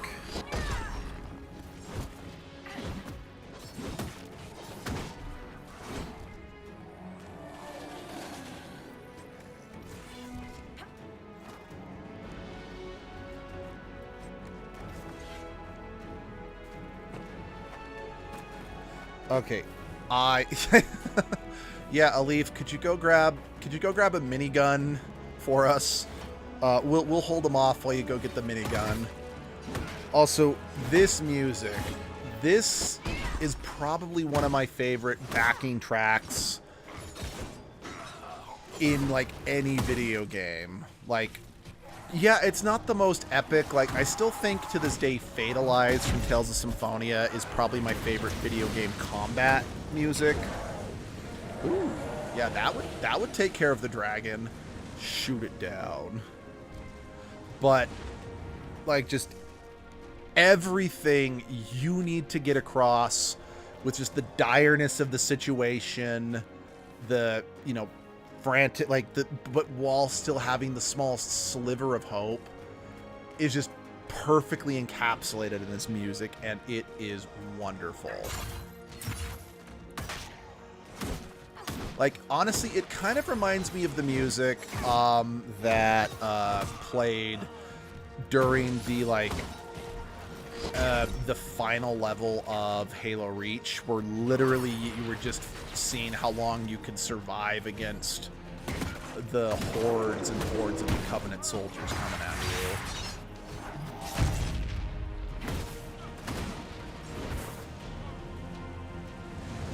Everything is not awesome.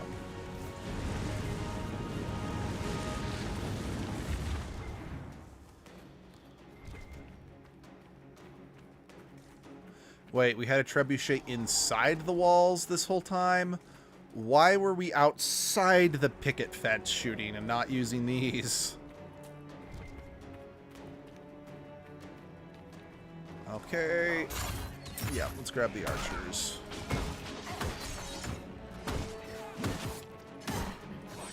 You know, it's actually kind of funny. See, I survive things in games I shouldn't have. Oh, definitely. You know, it kind of reminds me, sorry, you just said Interstellar Airstrike or whatever, you said that a little while ago. I think the game that was in second place on the which game that has a lot of fan service should I play was Stellar Blade. And personally, that was the game, actually, ironically, the two games I kind of was hoping would win. Stellar Blade came in second place, and the other one didn't even get a single vote. But I'm like, Stellar Blade's a game that I do unironically enjoy. Yes, it's got a fair share of fan service, but like Interstellar Strike, yep. But yeah, I'm like, ooh, I do actually really hope I get to play Stellar Blade for the channel at some point soon, because I really like it. Like, I mean it. I know it's a game that has its fair share of fan service, and I know that a lot of people are upset with Stellar Blade because it's like, oh, in an era where the next Fable game featured a much more realistic and homely female character, and I think it was the last Assassin's Creed game had a very beautiful woman, but she wasn't like video game perfection supermodel standard. She was a very, anyway, that Stellar Blade does regress, you know, progress for female character representation. And yes, I do think those criticisms are all fair and valid, but I can't help it. The game was fun. I thought the game was fun. I thought the world was interesting. I didn't 100% complete the game because the map was a little difficult to navigate, so I kept getting lost when it came to trying to complete certain quests, but I liked it. The other game that I kind of was hoping would win that didn't get a single vote was the One Kabara. I'm sure I'm saying that wrong. And I know those games are supposed to be pretty terrible, but they've kind of lived rent-free in my brain ever since I first came across them as a kid in high school. And it's one of those that it kind of wears its utter ridiculousness on its sleeve and makes no... I do have to keep it turning. Yeah, let's do this one since I'm mostly not going to be using... yeah, I'm mostly not going to be using it against enemies that are already floored. You know, I realize since this is the first time I'm actually going to really play a warrior in this game... Actually, you know what, I'll point out. We'll talk about it in a second.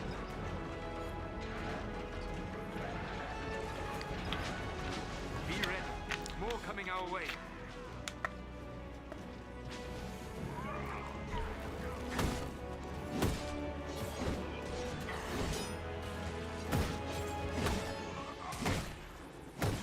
You know, I maybe should prioritize going back and finishing Darksiders, you know, replaying Darksiders 1 for the channel, and then actually finish, because we never finished Darksiders 1 or Darksiders Genesis on the channel, and since Darksiders 5 has been or 4, 5, yeah, we don't officially know what the next Darksiders game is going to be called, if it's going to be Darksiders 5, or if it's going to be Darksiders 4, because the fourth Darksiders game was not a numbered entry. It was a prequel, and it was just called Darksiders Genesis. Kind of the same way that the next Mass Effect game, it's like, okay, is it going to be called Mass Effect 5 or Mass Effect 4? Since the last Mass Effect game was not a numbered entry, it was Mass Effect Andromeda. Even though it's like, numerically, it is the fourth Mass Effect game. But because it wasn't part of like the series that was meant to be a continuous story, again, it was called Mass Effect Andromeda. Okay, hold on. I need to look that up. Knight Commander Dinan. Because I don't remember if he's a Knight Commander Dinam. Okay. So, this is something that I do find a little disappointing. Knight Commander Denam is a character that you only meet if you side with the Templars. Meaning that, you know, actually seeing that, like, oh my gosh, this giant, you know, red lyrium abomination has a name, that means he used to be a regular old Templar. it doesn't have the same weight to it. So I guess one benefit of siding with the Templars is this would have been Grand Enchanter Fiona, a character that you do meet regardless of who you side with. So there's more weight to this shocking reveal, you know? Like, just, I'm not saying I would want this, but if it had instead been like, if the character was instead like Knight Commander or Knight Captain, shoot, so many of the Knight Captains from Dragon Age 2 die. Maybe if it had been like, what's his name? The Knight Commander from the first game. It's not Irving, because that's the Grand Enchanter, but you get what I'm saying, is I do wish Denom either featured more in this game, or at least more, you know, outside of the one single quest he would appear in before this point, a quest which I couldn't see because, again, I sided with the mages.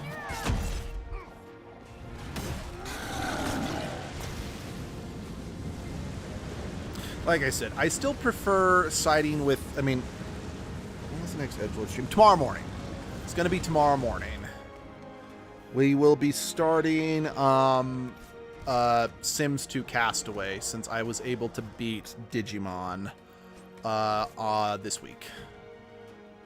Which, by the way, because the Sims 2 Castaway is a shorter game, I've already got the poll up for the next Edgelord game, due to the simple fact that it's a short game. So I want to make sure that we have plenty of time to let you guys vote on what you want to see next.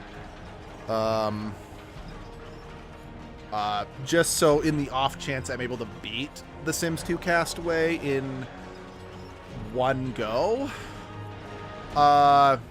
yeah, we're ready to go immediately, if you know what I mean. And this is probably the biggest poll. Oh shit, I'm going to die. Now. Because it's the first time I've ever had 10 games on my list. I usually cap it at 6 or 8. But there were just so many games that I've been having. Let's see, when Pokemon Scarlet gets played, I could help out. Yeah, no, and that's a reason why because like some games, like I have put a big gap in before I put Phantasy Star Online back on the list, because I want to space games out. But the reason I've been more willing to go back to Pokemon is I want to play the Switch Pokemon games while there's an active online player base that you guys can join. Because it's like, I'm worried if I delay Scarlet for too long, there won't be any online services, so you guys can't join in, you know? Sorry, I should probably shut up. But I wanted to finish that thought before I forgot about it. You toy with forces beyond your ken. No more. Okay, now that we're kind of paused, that's why, like, okay, Pokemon Let's Go Eevee, which is one I do plan on doing. Like, once I do Scarlet and probably Legend ZA, I might start putting bigger gaps in between the Pokemon streams, because I feel a little less, I want to play these games while there's online services for it. No, but online would allow me to join you. Yeah, exactly. And that's what, I mean, hell, when we did Final Fantasy Crystal Chronicles, we had it open that anyone who also had the game could join us.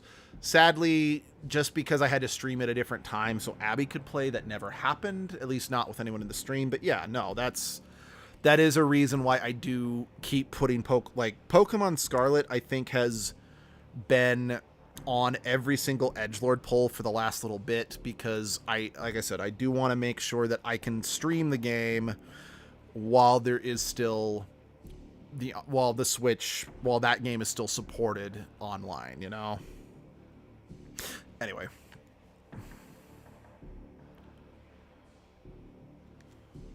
Whatever you are, I'm not afraid. Words mortals I was there, but didn't have the game. heard. Oh, yeah. Once they were mine. Honestly, They are always mine. it's not Know me. the Switch Know the what modern you version of Crystal intend Chronicles to is not do. that good, so you Exalt didn't miss the Elder much by One. not purchasing it. The will that is Corypheus. You will kneel. I won't kneel. I wouldn't kneel before Zod. What makes you think I'm going to kneel before you? You'll get nothing out of me. You will resist. You will always resist. It matters not. Yeah, I definitely like I am Corypheus a here. lot better in this game than The process of removing it begins. I did in the DLC he was introduced in. But that was because he was very confused and wasn't sure what was going on in the DLC he was introduced in. You interrupted a ritual years in the planning, and instead of dying, you stole its purpose. And by the way, I do not know how you survived, but what marks you as touched, what you flail at rifts, I crafted to assault the very heavens.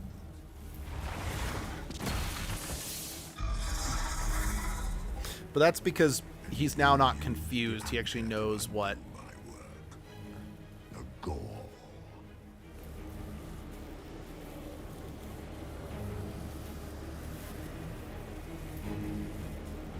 What is this thing meant to do? It is meant to bring certainty where there is none. For you, the certainty that I would always come for it. I once breached the Fade in the name of another to serve the old gods of the Empire in person. I found only chaos and corruption, dead whispers. For 1,000 years I was confused, no more. I have gathered the will to return under no name but my own, to champion withered Tevinter and correct this blighted world. Beg that I succeed, for I have seen the throne of the gods, and it was empty. I really wish that the Architect had been in this game. The anchor is permanent. You have spoilt it with your stumbling. So yeah, this is the first time I've been a warrior, and no matter which class you are, you pick up a sword here. So it's like, yay, I actually can use it this time. Find another way to give this world the nation and God it requires.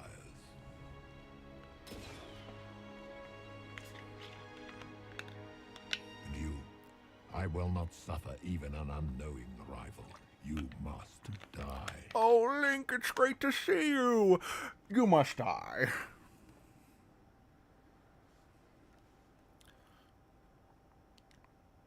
Your arrogance blinds you. Good to know. Boom is I'm right. dying. It's not today.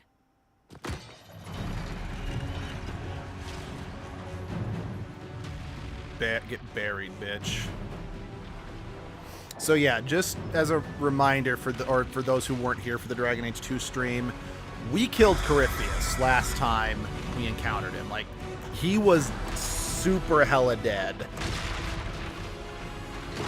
My timing was off. That was a little off, but you know, it still works. But yeah, this is yeah.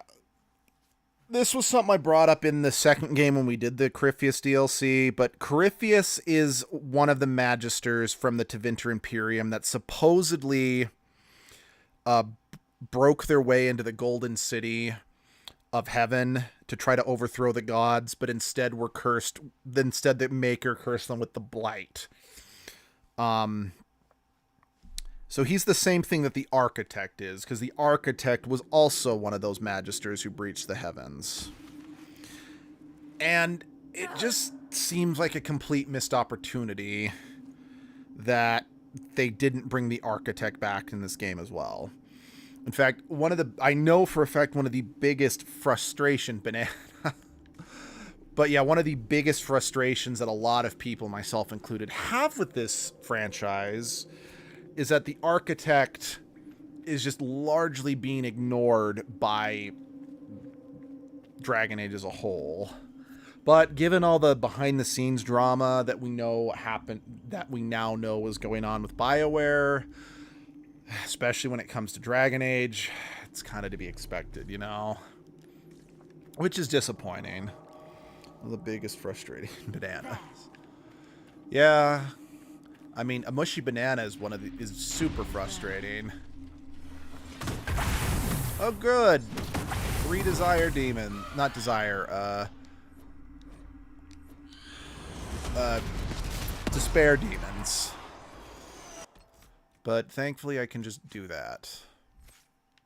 Right.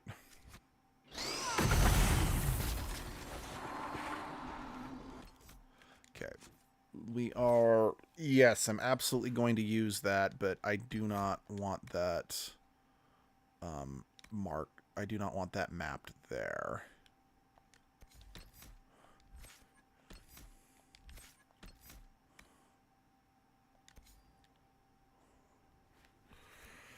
That can go here. Perfect.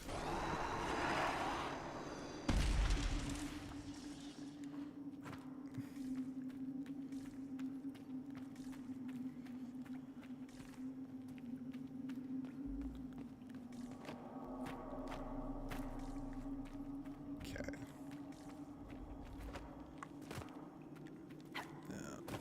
Actually, oh, just since we were talking about edgelord earlier and I brought up the poll, I haven't checked the poll this morning. Where are we at? Oh, well, interesting. Okay, so as of right now, Persona, I've gotten way more votes since last night. Persona 3 is currently winning at 4 votes. Final Fantasy and Harvest Moon, Tree of Tranquility are tied for second place with 3 votes. Pokemon Scarlet and Kingdoms of Amalur Re-Reckoning are tied in third place with 2 votes. Then Xenoblade Chronicle... No, not Xenoblade. Yeah, Xenoblade Chronicles X Definitive Edition got 1 vote. Then Phantasy Star Online, Tokiden, Color X Malice, and Ys have no votes. You know, one of these days I'm just going to have to just play Tokiden and say, screw it, we're not doing a poll, I'm just playing Tokiden. I tire from forms into a tire. This doesn't help. It's like, I tire, I sleep now. Because, yeah. I think the problem is just no one knows what Tokiden is, so they don't vote for it, which, you know, that's fair. It's perfectly fair. Yeah. You know, part of me does consider, it's like, okay, given that I played God Eater and given that Tokiden is similar to Monster Hunter, should I buckle and actually do a Monster Hunter game for edgelord? But after what happened with I don't really like the Monster Hunter games. You know what? You're right. And that would be very helpful in this situation.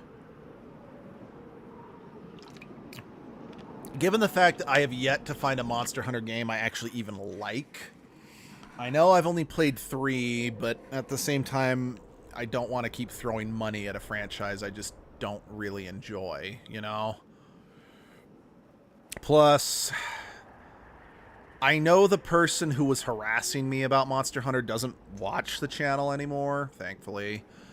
But it's also, it's kind of that, you know, it kind of feels like I'd be weirdly giving into the harassment and giving into the peer pressure if I do play it at this point, you know?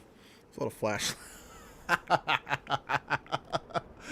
Yeah. I don't know. I might be overreacting. I might be just being petty, but I don't know. Because I will admit, Monster Hunter Stories, I did buy the remakes on the Switch, and at first I thought these would be perfect for edgelord. But yeah, I kind of got stuck where I was too weak to advance the story, / didn't really understand the mechanics well enough to properly get beefy. And the game was just too boring with all the grinding I was having to do, you know? What would you have me tell them? This isn't what we asked them to do. We cannot simply ignore this. We must find a way. And who put you in charge? We need a consensus or we have nothing. Please, we must use reason. Without the infrastructure of the Inquisition, we're hobbled. I can't come from nowhere. She didn't say it could. Enough! This is getting us nowhere. Well, we're agreed on that much. You need rest. I love you Been so at it much. for hours. They have that luxury thanks to you. The enemy could not follow, and with time to doubt, we turn to blame. Yeah, Infighting I love this may woman so threaten as much. as this Corypheus. Yes, she's a mother of the Chantry, and I do not like the Do Chantry we at know all. where Corypheus and his forces are? But We are not sure where we are, which may be why, despite the numbers he still commands, there is no sign of him. That, or you are believed dead, or without Haven, we are thought helpless, or he girds for another attack. as much as I don't cannot like the claim to know the Chantry, mind of she that creature, is only his probably effect on us. the best representative of the Chantry. If that thing is still out there, we need to move. They are uncertain where, and there are other questions about you. Our leaders struggle because of what we survivors witnessed. We saw our defender stand and fall, and now we have seen her return. The more the enemy is beyond us, the more miraculous your actions appear. Yeah, And fair the enough. more our trials seem ordained. Which That is hard to frustrating, accept, but no? yeah, What no, I we have actually... been called to I mean, endure. given just how we sensationalized perhaps even have trivial come to things believe. can be in the media back then, yeah, totally. I escaped the avalanche. Barely, perhaps, but I didn't die. Of course, and the dead cannot return from across the veil. But the people know what they saw. No, the people Or perhaps think what they they know needed what they to saw, and that's the The problem. Maker works both in the moment Oh, there we go. and in how it is remembered. Can we truly know the heavens are not with us?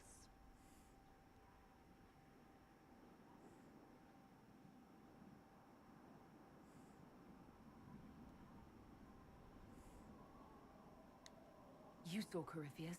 Oh What do my you think god. of his claims of assaulting the heavens? Oh my god. Scripture I says have Majesty, never seen the that winter glitch. servants of false-old gods, enter the Oh, city it's the to reach it's the golden curse. city, seat of the Oh, just any time you... crime, Oh they my were gosh, cast because out this of happened with Darkfall. Darksiders I 2. feel this is why we This follow happened in Black. Mass Effect Andromeda. Turned from us. It's What's like... the claim of I've victory? never... It's like, I'll say, I'm like, I've never had any major glitches All mankind in a continues game, to suffer and then for as the soon as I like stream the game, let's play the game, whatever, that's when the glitches happen. all the more reason Oh, for it's mercy which oh someone man, should rise against. and it continues. Corypheus said he found only corruption and emptiness. Nothing golden. If he entered that place, it has changed him without and within. The living are not meant to make that journey. Perhaps these are lies he must tell himself, rather than accept that he earned the scorn of the Maker.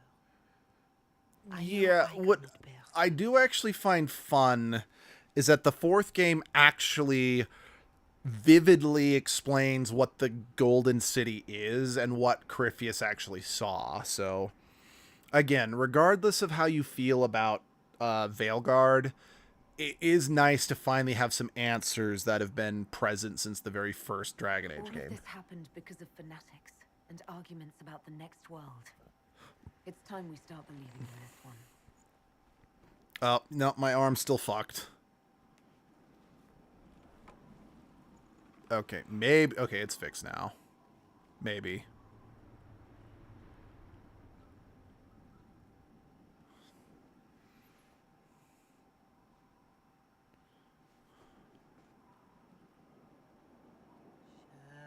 shadows fall. This is a good scene, too. And hope has fled.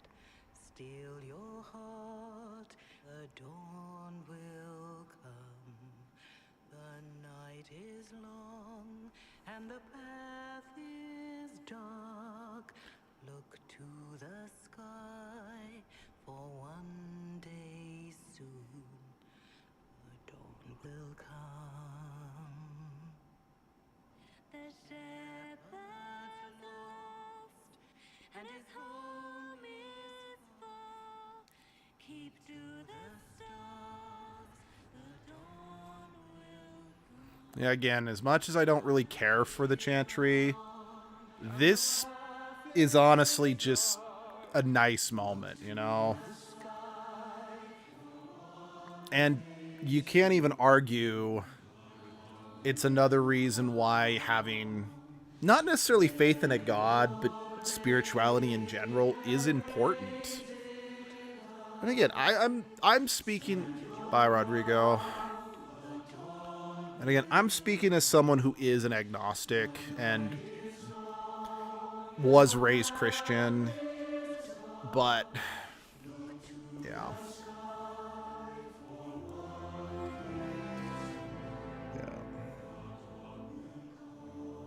I don't really know where it's fully going with that. Hey, Solus. It's all one world, Harold. All that changes is our place in it.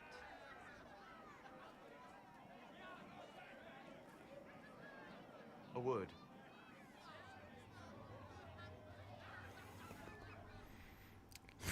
Low res. Yeah.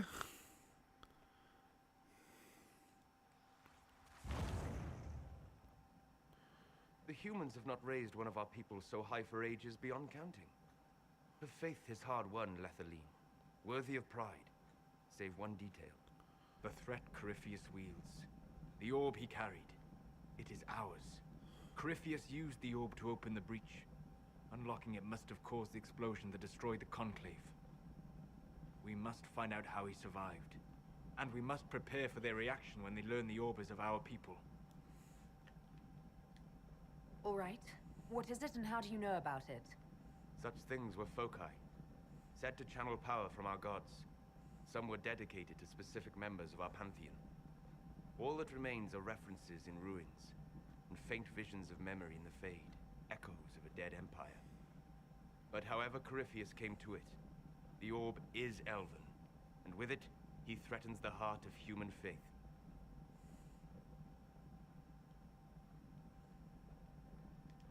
Didn't you see?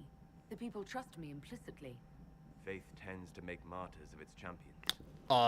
Yeah, that is very Our trust true. cannot grow in the wilderness. You will need every advantage. Bean. Yeah.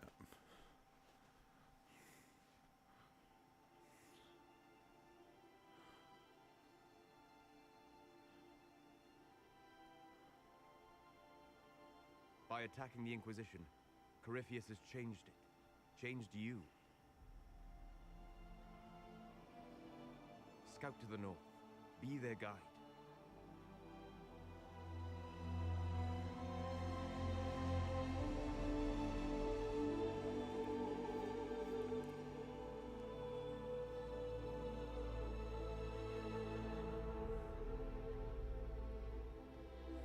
There is a place that waits for a force to hold it.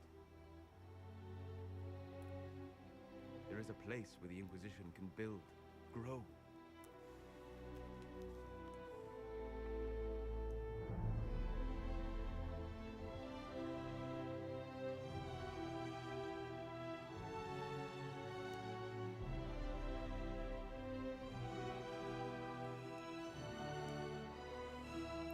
You know, I was just realizing... Oh, hold on.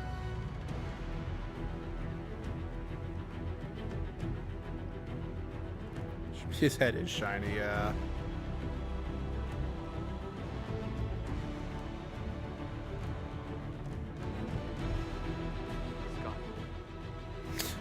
Did I mention this game came out a few years after Skyrim?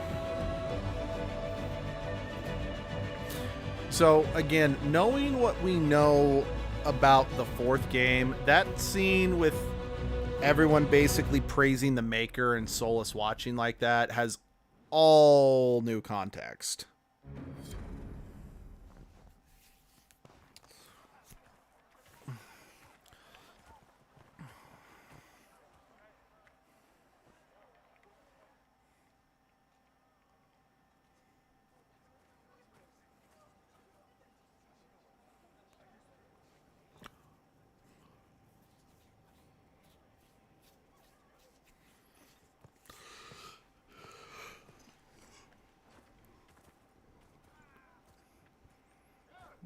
They arrive daily from every settlement in the region. Skyhold is becoming a pilgrimage.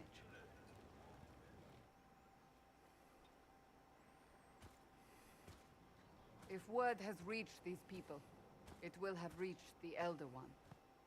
We have Also the wolves true. and numbers to put up a fight here, but this threat is far beyond the war we anticipated. But we now know what allowed you to stand against Corypheus, what drew him to you.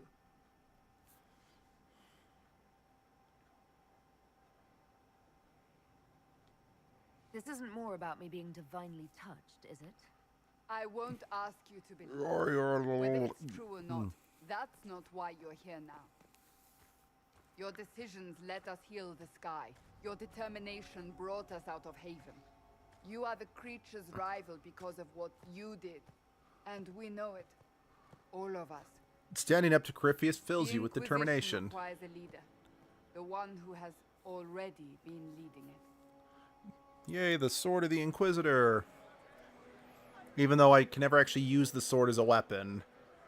It's just a ceremonial weapon that you only will ever see again if you execute prisoners. You.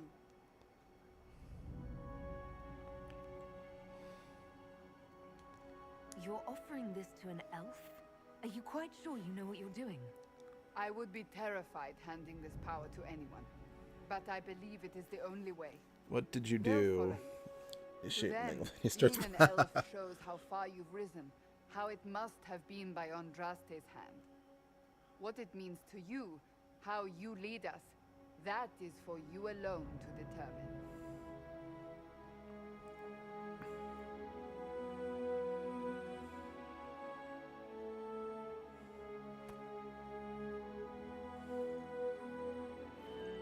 Oh, that's a big ass sword.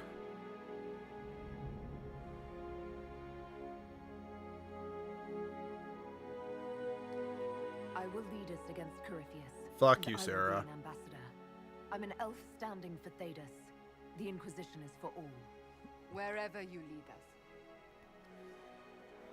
Have our people So it's been funny, told? when I first played through this game, I played as a Kunari, specifically a male Kunari, so, you know, tall, huge, wide shoulders. So it's like, well, that sword looks huge. It was tiny in my original character's hands. Your leader, your herald, your inquisitor! For the power of Grayskull! And then because the sword was so heavy, I overbalanced and fell off and died right in front of everybody, plunging the world into despair and chaos.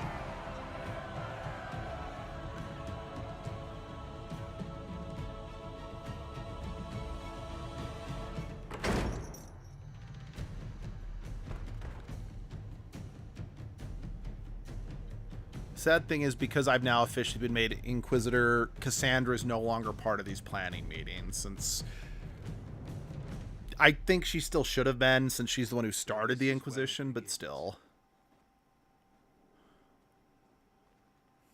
It began in the courtyard. This is where we turned that promise into action. To But action. what do we do? We know nothing about this Corypheus except that he wanted your mark.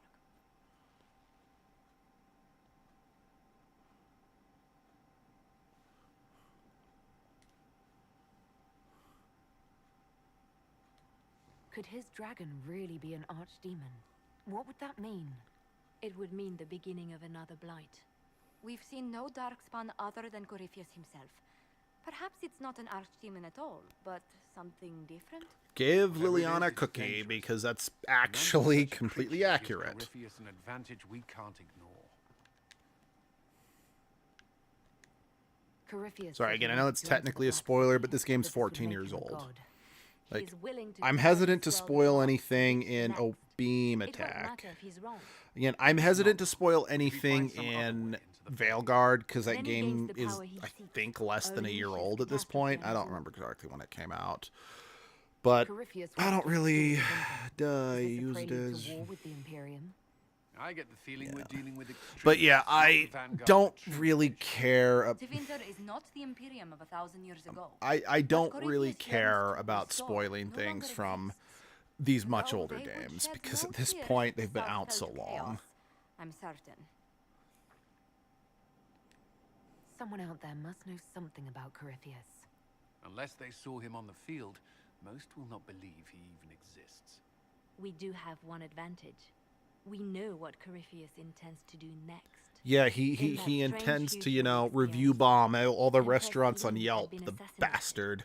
Imagine the chaos her death would cause. With his army. An army he'll bolster with a massive force of demons, or so the future tells us. Corypheus could conquer the entire south of Thedas, god or no god. I'd feel better if we knew more about what we were dealing with. I know someone who can help with that. Everyone acting all inspirational jogged my memory, so I sent a message to an old friend. She's crossed paths with Corypheus before and may know more about what he's doing. She can help. Yeah, this friend... I'm always looking for new allies. Introduce me. You might not like that Inquisitor because, parading around might because technically this friend was supposed to be you. Trust me, it's complicated. Well, then, we stand ready to move on both of these concerns. On your order, Inquisitor. I know one thing. If Varric has brought who I think he has, Cassandra is going to kill him. Yeah, you are right. This is the Inquisition. Alright, that is... So I can sit in judgment, I think. Wait, no, I can't sit in judgment just yet.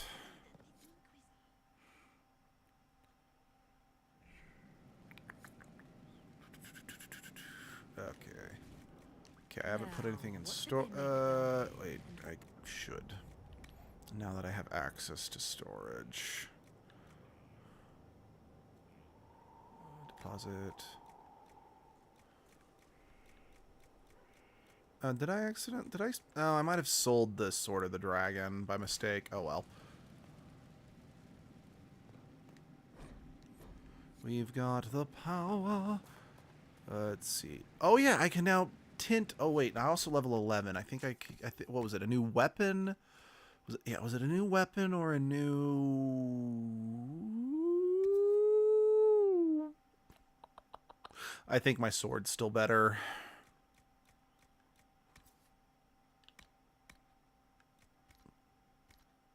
But yeah, I can now tint armors. Yeah, oh, but that... Yeah, it's got like 3 better armor, but it doesn't have like any of the buffs, so I'm not wearing that.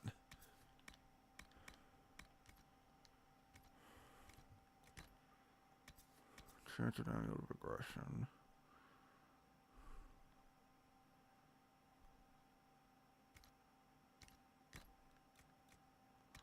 This is Cassandra. Change the color of your armor.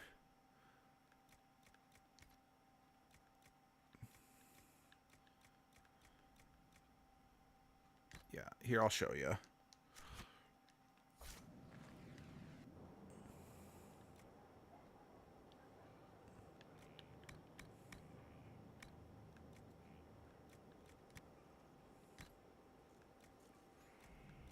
Yeah, so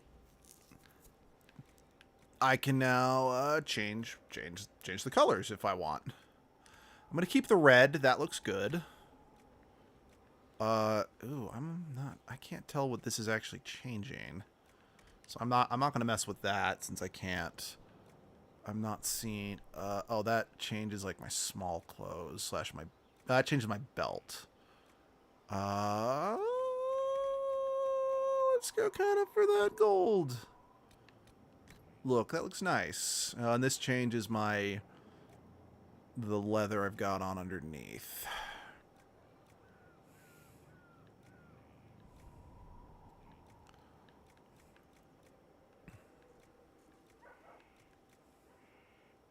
Let's go with that. So yeah, that's what that does.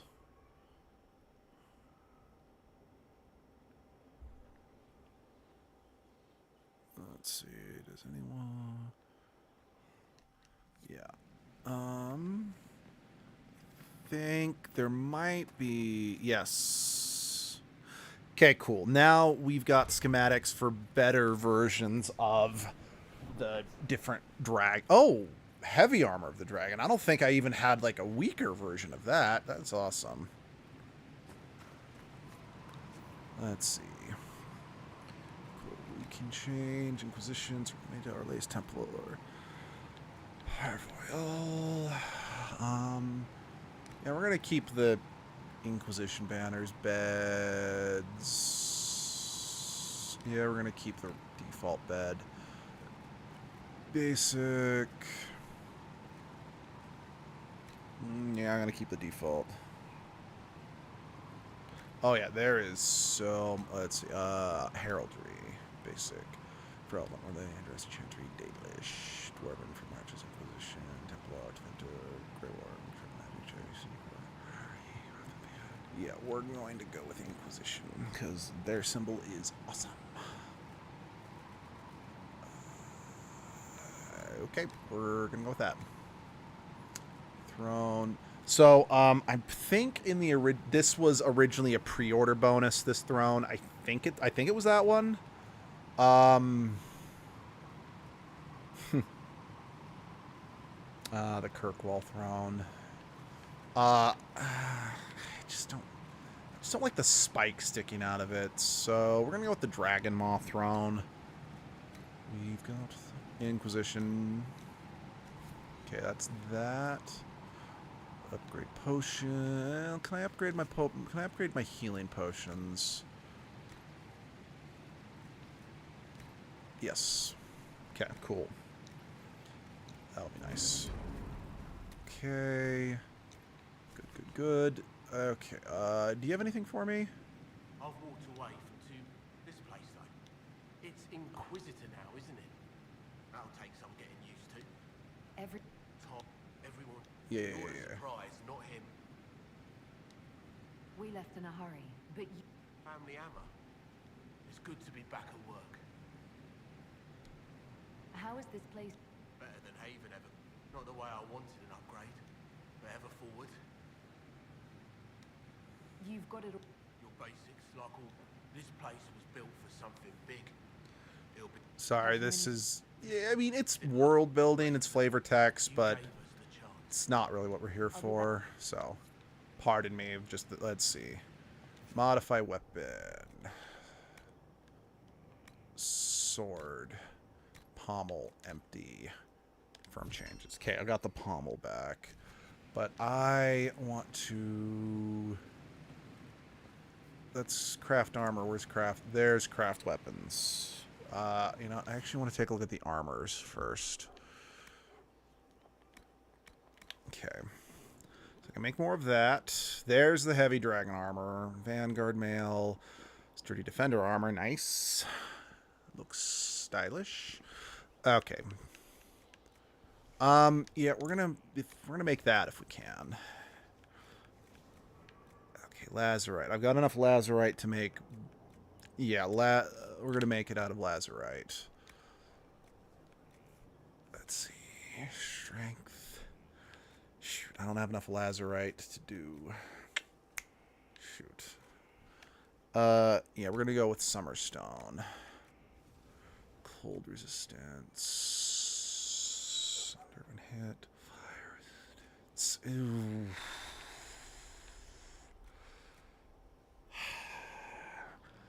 That's tough, because being resistant to cold, like, cold damage is more devastating, but it's not as common as fuck it, I talked myself into it. I'm doing the cold resistance.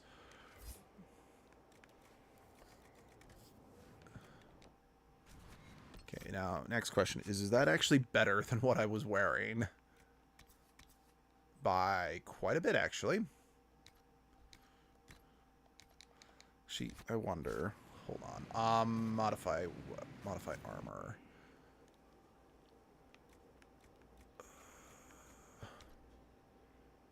Can I remove these? Yes, I can. Cool. Oh, but this armor can only have a sigil. Sure. So yeah. Okay, I'm gonna put those back on, and then I'll give this armor to like Blackwall or Cassandra, because it's still good armor, and we should get some use out of it. All right, craft weapons. All right, dwarven maul. Oh wow, Great Sword of the Dragon is better. Maul of the Dragon. Okay, so it looks like I didn't get a better. Yes, indeed. Okay, it does look like I didn't. Oh, I forgot that was a Templar great. I thought I was using a Kunari great sword. Seems like I only got a better sword recipe. That is okay. Oh, shoot. But I don't have enough lazurite. Timeout. I'm not crafting a sword if it's not going to be better than the one I currently have. It's not going to be better. Oh, bye. Thanks for stopping by, Elif. Especially since I'll be able to use this prismatic great axe in just a few levels. I'm not gonna craft. I'm not crafting that. It'd just be a waste of resources. But might as well put my pommel on it. Okay, cool. We're done here. You know, just realized I need to use the bathroom real quick. I will be back in 1 minute. Okay.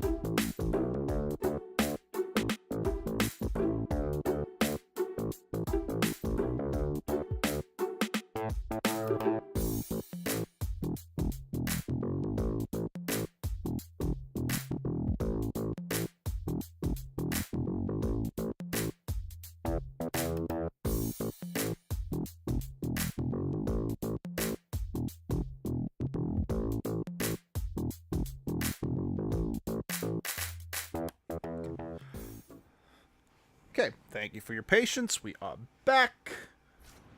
Yeah, let's see. Yeah. Oh no, I want to tint my new armor. Let's see.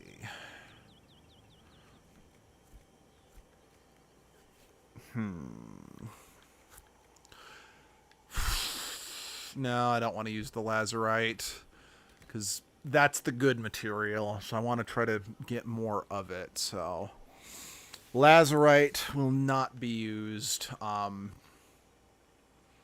That's nice, but I have very few of it, so I'm going to hold off on that. We're going to also go for the golden touch again.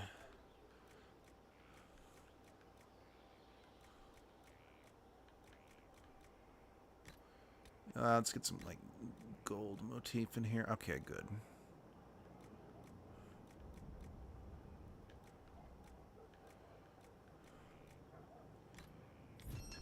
Cool. That's what we're going with. Kind of like some blue and some blue and gold. Looks nice. Okay, I can't. Words.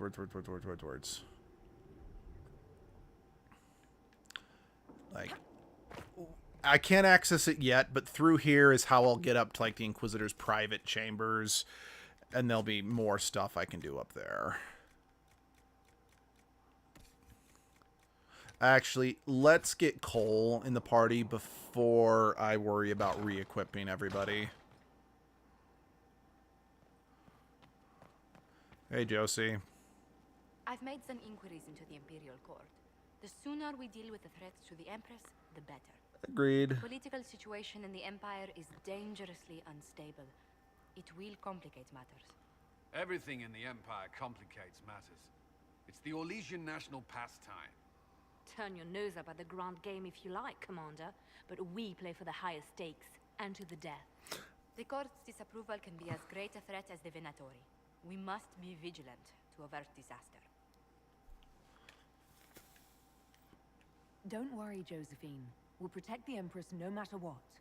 I pray you're right. If your vision of the future comes to pass, the death of the Empress heralds the destruction of everything. Technically, me being sent to the future heralded the destruction of everything, but fair enough. The Empire falls to Corypheus. Selene is holding peace talks under the auspices of a grand masquerade. Every power in Orlais will be there. It's the perfect place for an assassin to hide. A grand masquerade? I need to go shopping. I'll arrange for an invitation at your discretion, Inquisitor.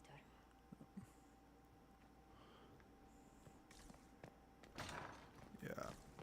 We might be spending the rest of the stream just taking care of Skyhold business, but we shall see.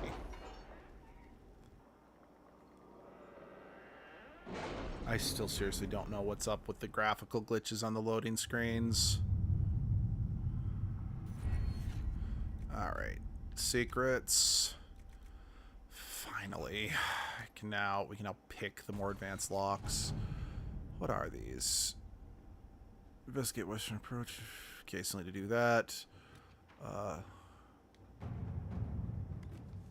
I think this might unlock the hissing waste. Excavation is slow, as you can imagine.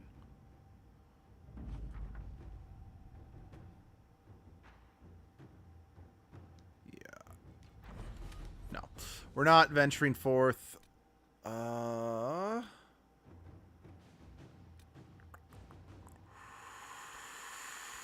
Okay, let's actually look at everything else before I commit to spending more power.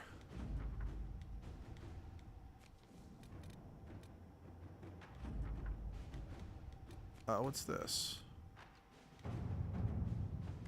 Oh, right. That's one of the DLCs. So we're going to put that one off until much later. Yeah, that's worth looking into. You read the report? It was unusual. Is he always so blunt? Yes. Oh. Yeah, for piece of advice, get this one, like, immediately. Just trust me on that one. No, let's do that one. Now, I think everyone... Yeah, I think...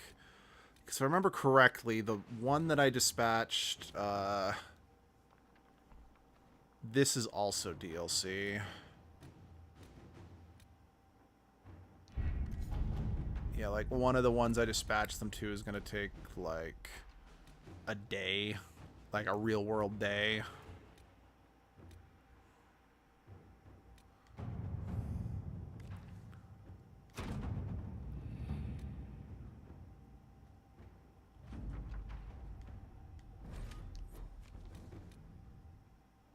Yeah, I need 30 power for that. I need 8 power for that. And I mean, this one isn't like, because like this one, I accept it, I immediately get locked into a quest that I can't leave until I go. This just unlocks the Western approach, which is just another big area. It's one of my favorite areas to explore, if I'm being perfectly honest. But I am still going to hold off. Okay, do I have enough power left for... No, I don't. Okay, so I am out of power to spend, so I am done here.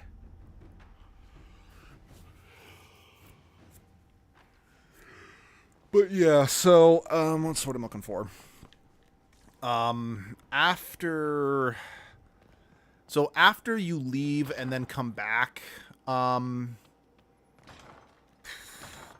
more of this, like, a lot of this stuff is initially unavailable here because it's kind of buried in rubble.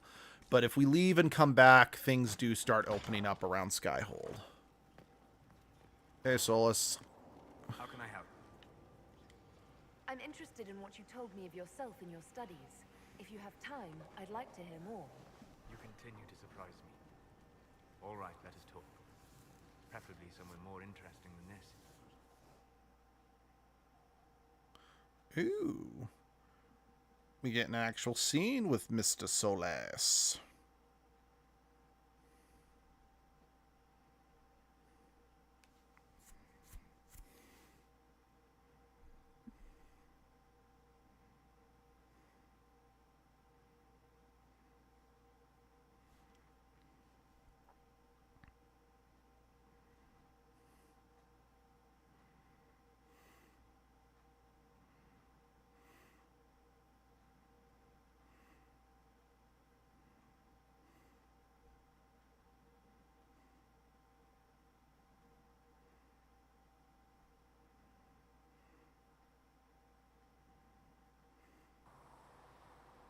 Oh no, I've blue screened. Or black screened. Wow, I'm so boring. I can't even, like brain fart in color. Why here? Haven is familiar. It will always be important to you. We talked about that already.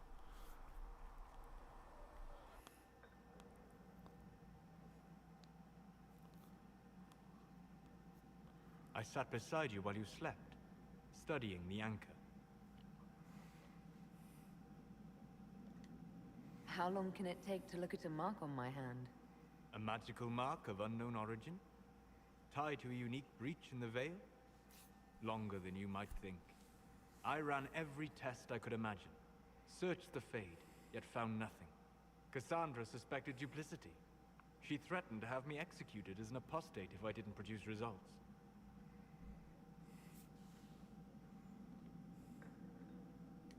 I would never have agreed to that. You were in no position to argue.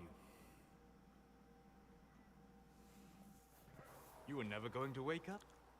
How could you? Mortals sent physically through the Fade. I was frustrated, frightened. The spirits I might have consulted had been driven away by the breach. Although I wished to help, I had no faith in Cassandra, or she in me. I was ready to flee. But you stayed. I did. I told myself, one more attempt to seal the rifts. I tried and failed. No ordinary magic would affect them. I watched the rifts expand and grow, resigned myself to flee, and then...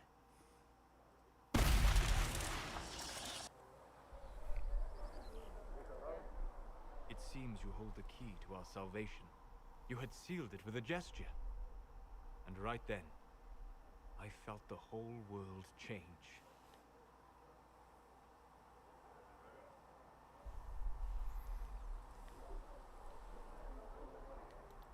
Felt the whole world change. A figure of speech. I'm aware of the metaphor. I'm more interested in felt. You change everything.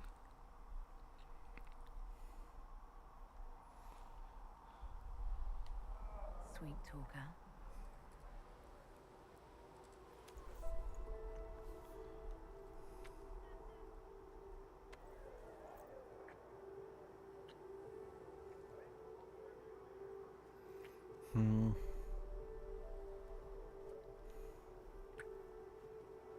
We shouldn't. It isn't right. Not even here. What do you mean, even here? Where do you think we were? This isn't real. That's a matter of debate. Probably best discussed after you wake up.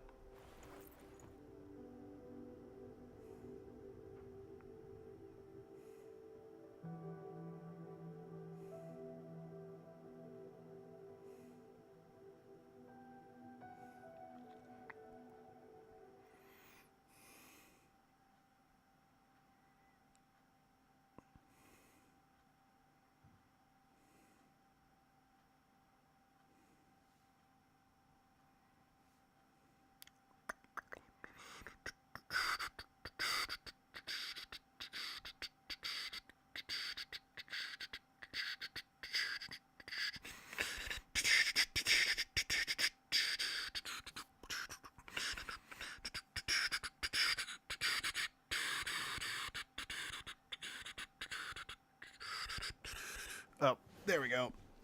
Oh, I've got access to the bedroom.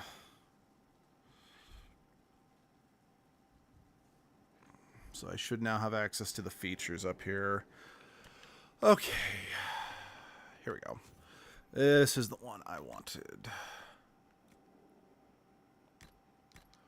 I think this is my favorite. Casual wear, because I can wear the formal wear around outer wear. Eh.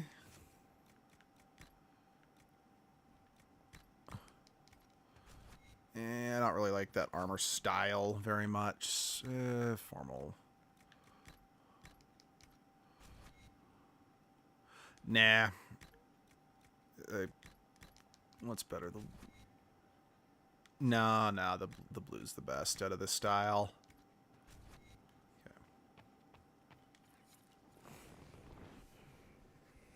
Okay. Anything else in here?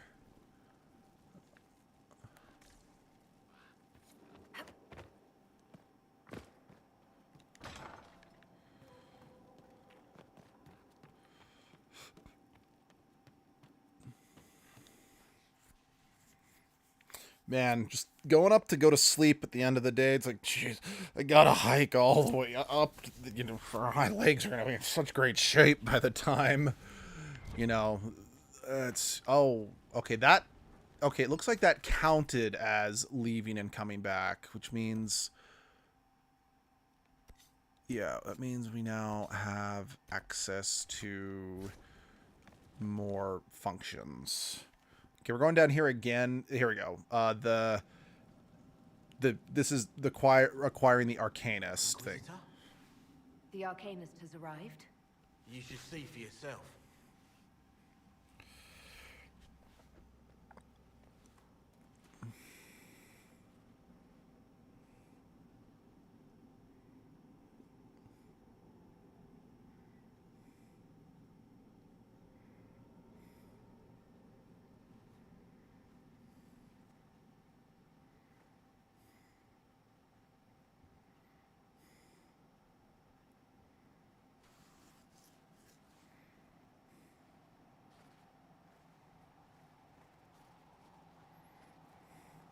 Hello there. Hey, Dagna.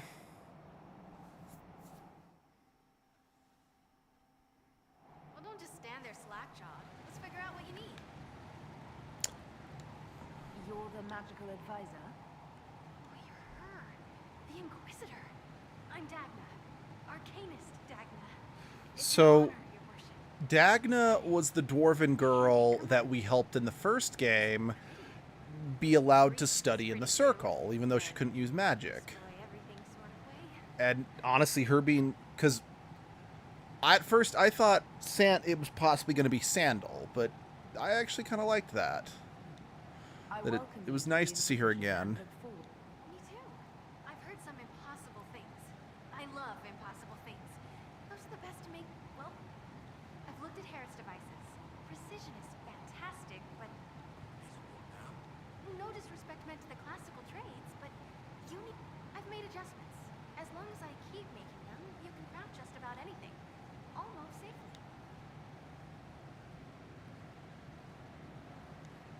What's that you do? I was born to the forge. That's literal in this mythcast. So the hammer and tong, that's like a heart. But you've a man for that already, and a good one. I'm here because magical study, magical theory, magical enchantment.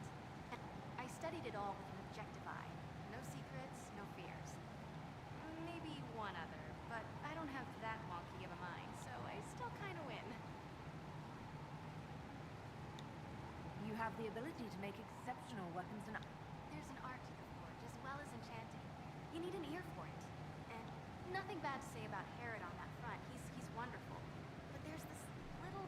With the right bits, an edge can be more than an edge. Armor Edge. can be more than protect. A hue can be... In short, smithing can be... more. In short. What's the story with Lyria is the heart.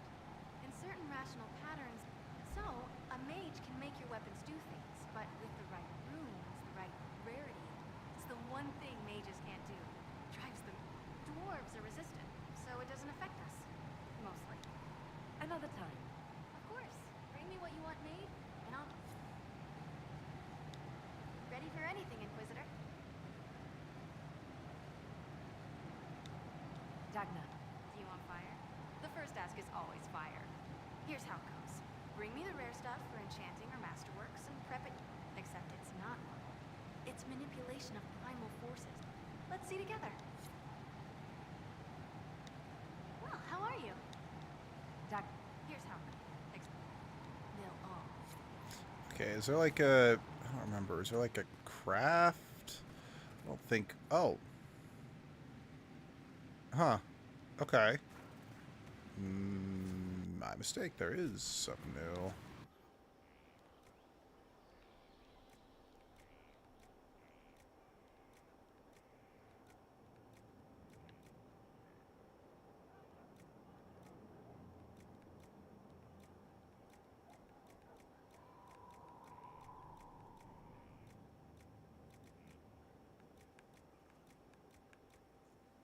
Oh, okay. I can now craft. Got it. So with Dagna, I can craft runes. Good. Oh, wait. I don't remember this.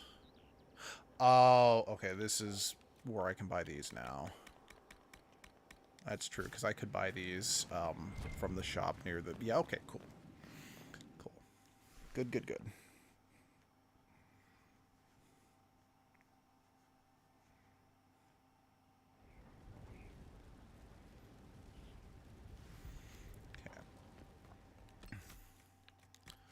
Save. Sit in judgment. This is something I do actually enjoy as a feature going forward. Is it not? Fit for a leader, meant to show influence and the burden of it. It is where the Inquisition will sit in judgment, where you will sit in judgment. Who will I be judging exactly? Those who have done wrong. You will know of them, at the very least. All this presumes they have survived their initial encounter with you, of course. Still more lives in my hands. You are a beacon of law, Inquisitor, as others retreat from responsibility. But this needn't be bloody. The Inquisition's sovereignty is derived from the allies who validate it. You are both empowered and bound. Justice has many tools. If their application is clever, execution may even seem merciful by comparison. Is there anyone I should judge? Take the throne when you're ready. We will bring him before you. Yeah, I think there will be at least one person to judge now. Since I haven't gone to them, because usually I do the marsh before I advance the story, so there's usually someone from the marsh to judge, but I really don't want to deal with the marsh right now. Ferelden has given him to us as an acknowledgement of your aid. The formal charges are apostasy, attempted enslavement, and attempted assassination on your own life, no less. Tevinter has disowned and stripped him of his rank. You may judge the former magister as you see fit.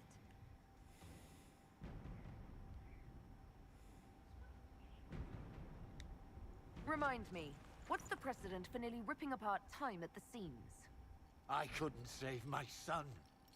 Do you think my fate matters to me? Will you offer nothing more in your defense?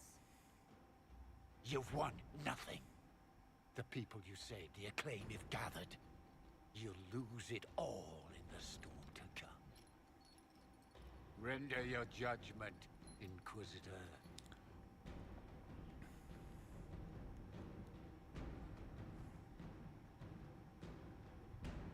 So yeah, if you execute the prisoners is the only time you ever see the Inquisitor sword again.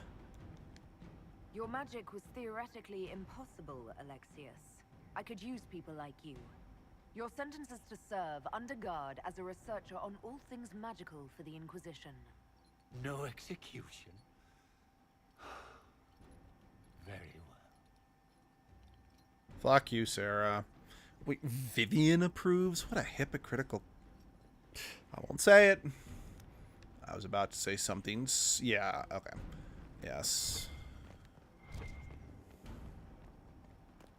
No, it's not that door. It's this door.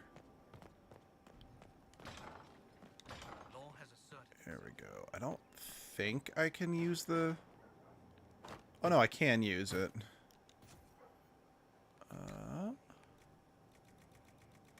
Okay. Oh, have I? Okay. I guess I haven't... I guess I can't use the nursery yet. Good to know, I guess? Oh, good. Ah, Inquisitor. The Maker has put you on a difficult path. I pray you walk it safely. I remember our talk out there before we found Skyhold. We are two, but I did not make... Only you could be the Inquisitor. I only pray the power of the Inquisitor... We're long past the time for prayer. We are never past the time for... The Maker has chosen you.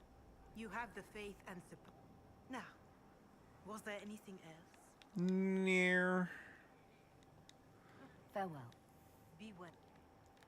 Yeah, I am bummed out that she is not a candidate to be the next divine, because personally I think she's the best. Again, I have nothing against Cassandra, and under the right circumstances Liliana can make an excellent divine, but Inquisitor, Elan Vemar. My colleague Adan was clear about the worth of your cause. I look... And all I'm here...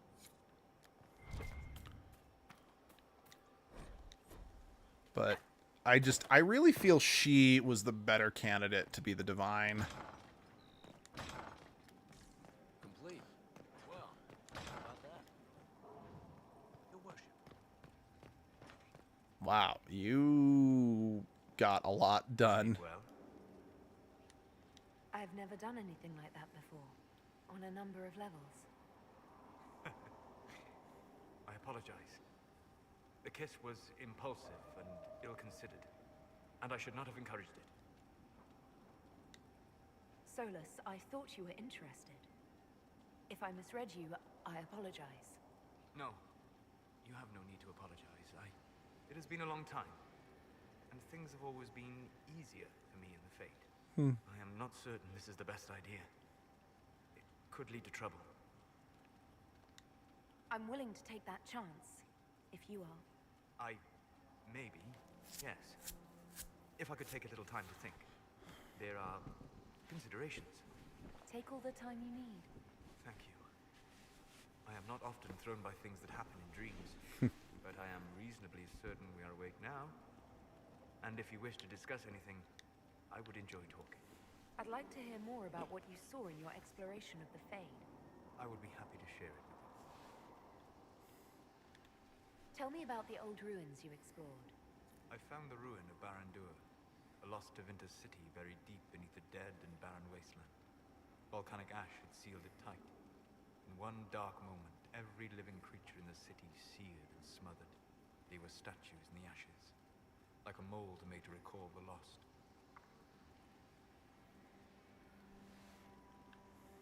Oops, wrong stick.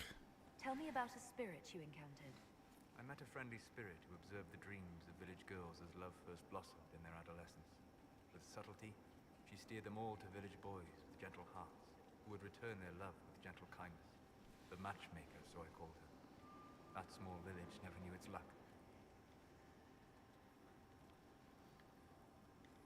Tell me about the old memories you found in the Fade. I saw a savage human horde go marching toward the battlefront. They sang a soldier's hymn to keep formation. Primal music shook the ground. These savage, unwashed warriors carried harmonies no chantry choirs mastered, though their cause was all but hopeless. They sang songs that made the spirits weep.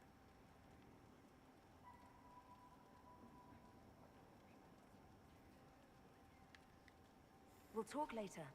Goodbye.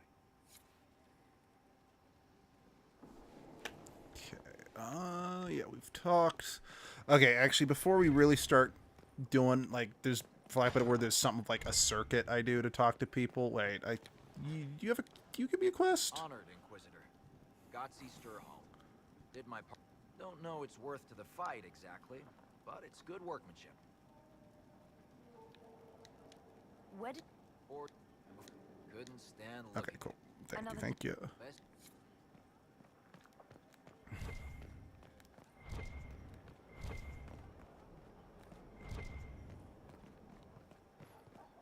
Fuck you, bitch. It was a mistake to use Haven as a base of operations. The town was completely indefensible.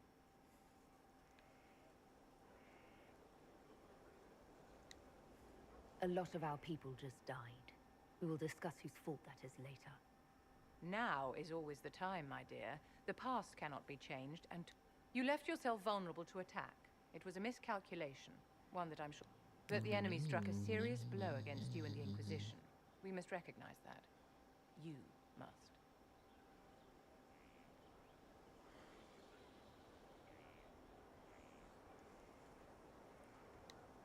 So many people are joining this fight.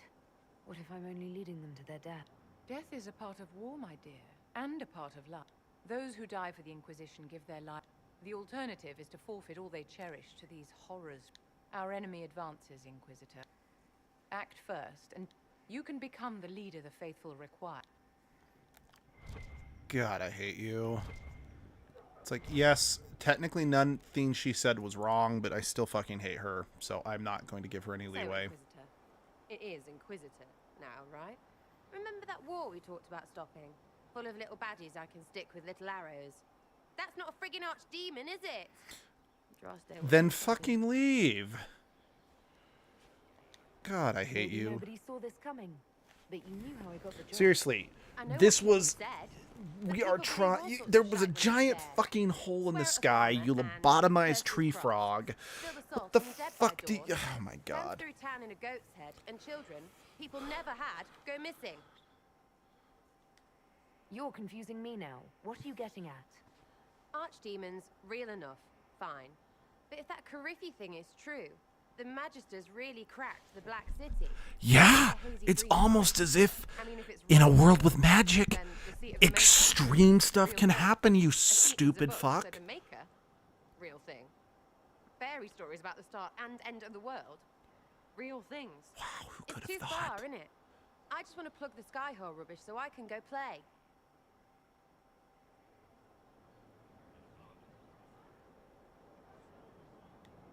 As long as you're reliable when we go Magister hunting, stay for whatever reason you like. Like don't have nuts to do with it. Not when we're tracking monsters that shouldn't be. What I want is to get everything back to business as usual. A nice simple system with simple problems. Yeah, that's never going to be that, because this world in particular is more than that. Just be useful. Ugh, the people I have to work with. I know, right? Good luck with this lot. But I'll be here. Now, where's food? You know, so I've already mentioned a few times, like Sarah's... Like, one of the reasons why Sarah's romance was off the table is because hers feels the most like lesbian porn rather than like an actual healthy relationship. Whereas like the Dorian romance is a lot more mutually respectful to the LGBTQ plus community. Plus, I just find her annoying as balls.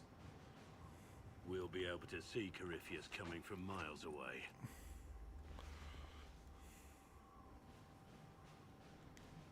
Corypheus thinks we're beaten. By the time he finds us, we'll be legion. I know soldiers. I know our soldiers. Corypheus made 100 enemies when he kicked down our door. And when he came after you, he really made it personal. I swear I'll take that twisted bastard down, even if I have to die to do it.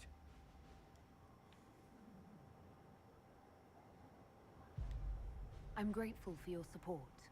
It's my job, isn't it? Killing Darkspawn. Look, in spite of it all, there is hope. The people flock to your banner. They believe in you.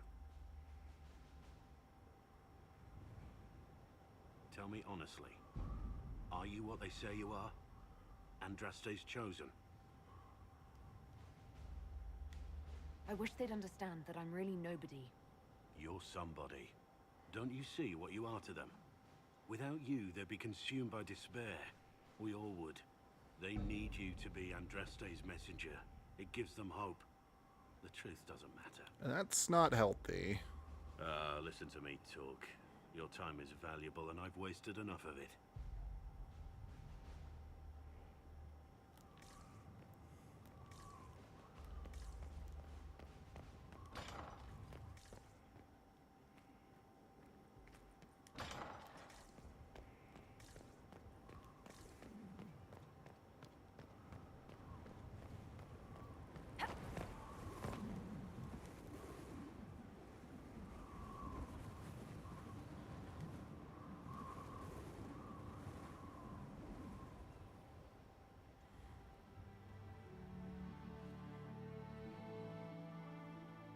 Inquisitor, meet Hawk, the champion of Kirkwall. Though I don't use that title much anymore. Hey, Hawk. The Inquisitor. I figured you might have some friendly advice about Corypheus. You and I did fight him, after all.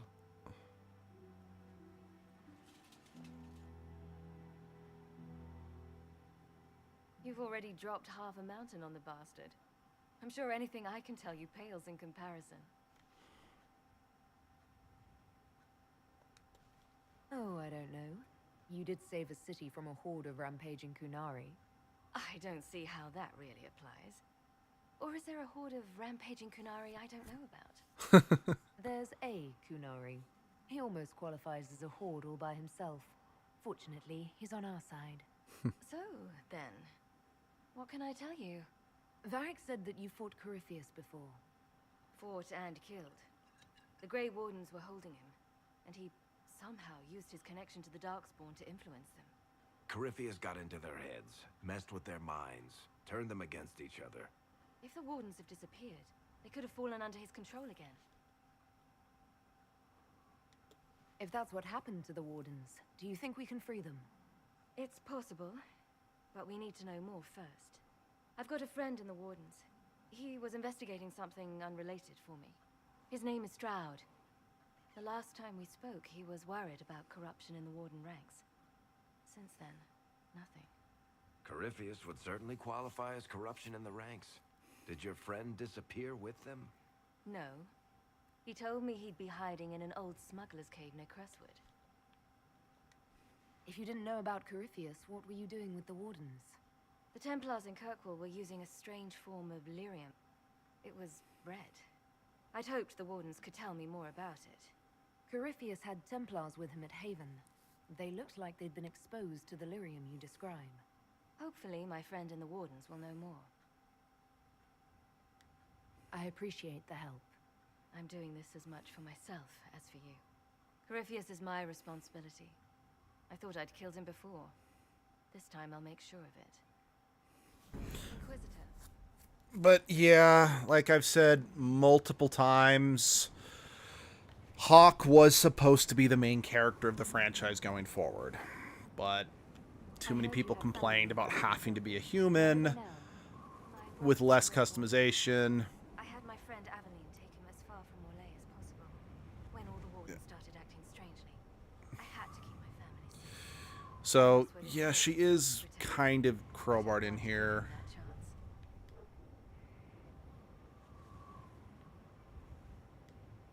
And where did you go after the mages rebelled? I heard the Chantry might be sending an exalted march to... So, Stroud, we met Stroud once, I think, in the last game. So, because, like, the developer's headcanon was the Warden dies at the end of the first game, Stroud is technically the canonical protagonist of the Awakening DLC. So that stuff that I did with Edgelord of, like, rebuilding the Wardens, etc., technically speaking, that was something that Stroud did, not our avatar character. The well, we'll get more into that later. Hey, Krem. Inquisitor. That's got a good ring. We're happy to be here, Your Worship. You need anything, let me know.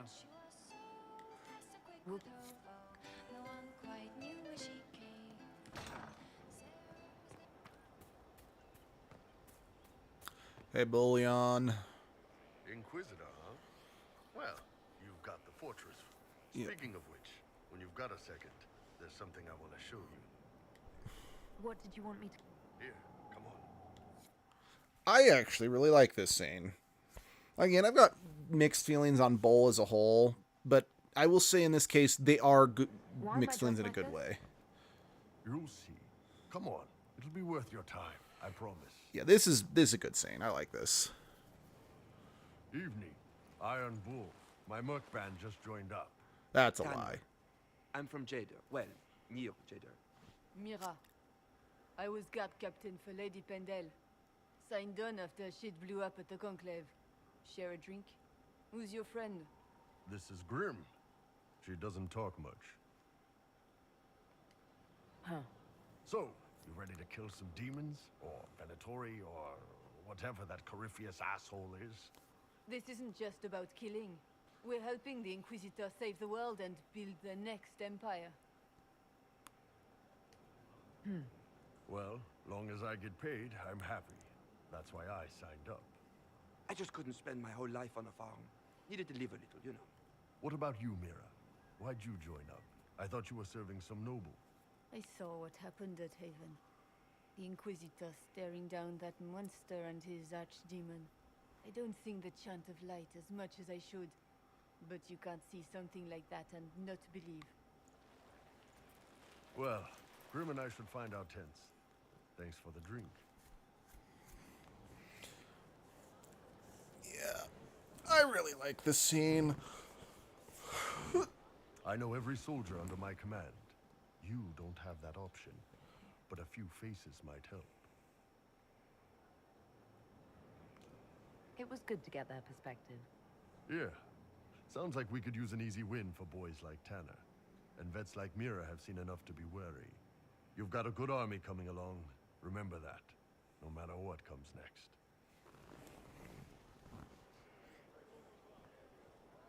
Yeah, like, I think it's more accurate to say I have mixed feelings of Bull as a romance. Like, I don't like his romance at all. Scout Harding. Like, I thought I did at first because I thought it was pretty funny at first, but no. What's been going? Seeker Cassandra came through here. That's just her face, though, isn't it? So yeah, Harding is actually a playable character in the next game and a possible romance option. In fact, I romanced her when I first played Veilguard, and I liked it.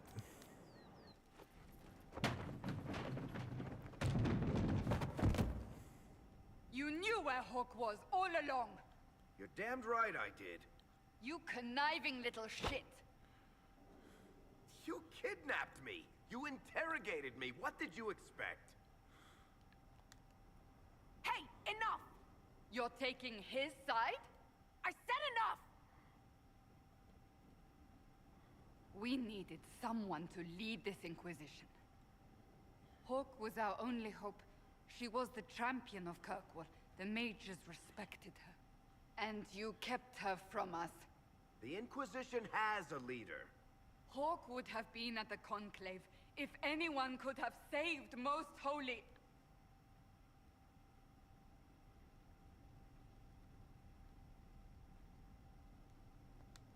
You can't change the past, Cassandra. So I must accept... what? That the Maker wanted all this to happen? That he...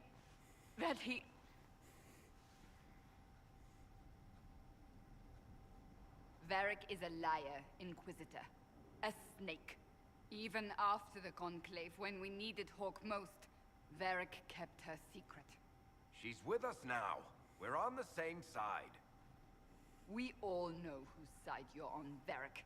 It will never be the Inquisition's.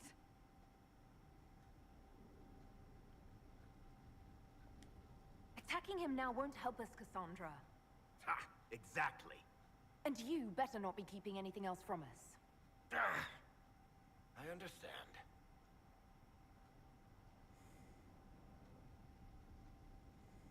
I must not think of what could have been. We have so much at stake. Go, Varric. Just go.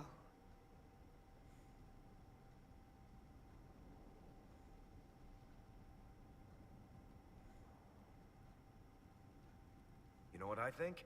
If Hawk had been at the temple, she'd be dead too. You people have done enough to her.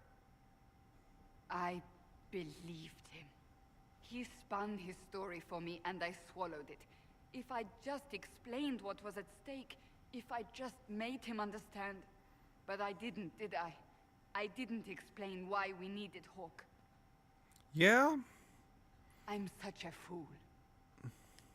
What if you hadn't believed him and you'd tracked Hawk down? Honestly, Hawk might not even have agreed to become Inquisitor.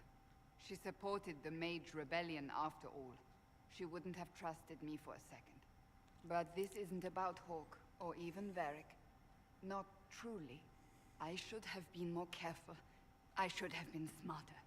I don't deserve to be here. Have you looked at our Inquisition, Cassandra? We're all fools here.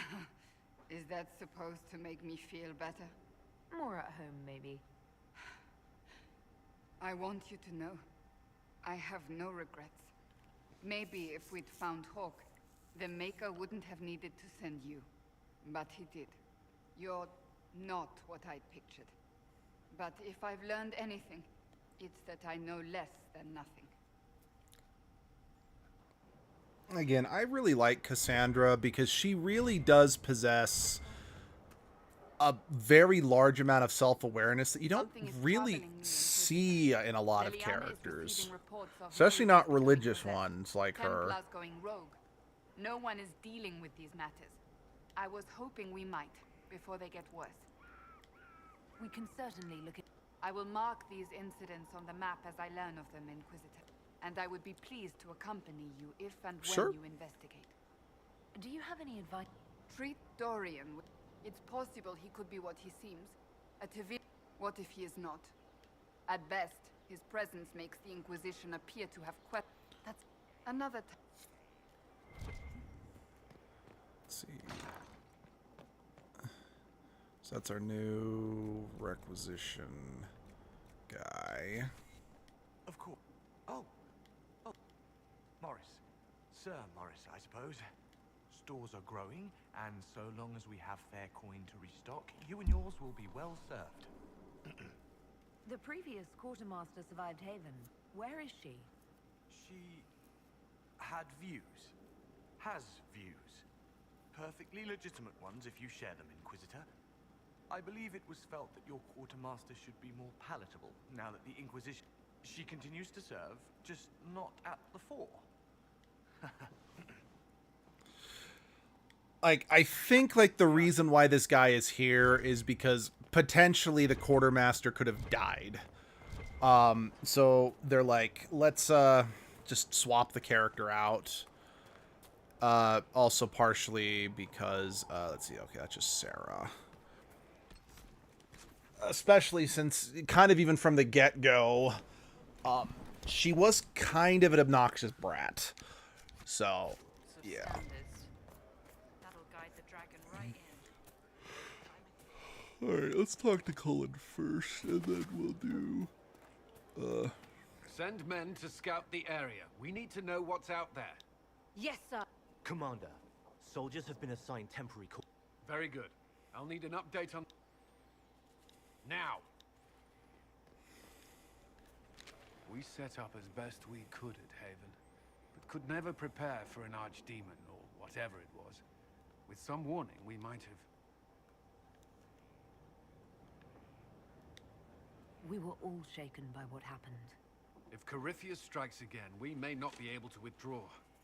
I wouldn't want to. Work on Skyhold is underway. Guard rotations established.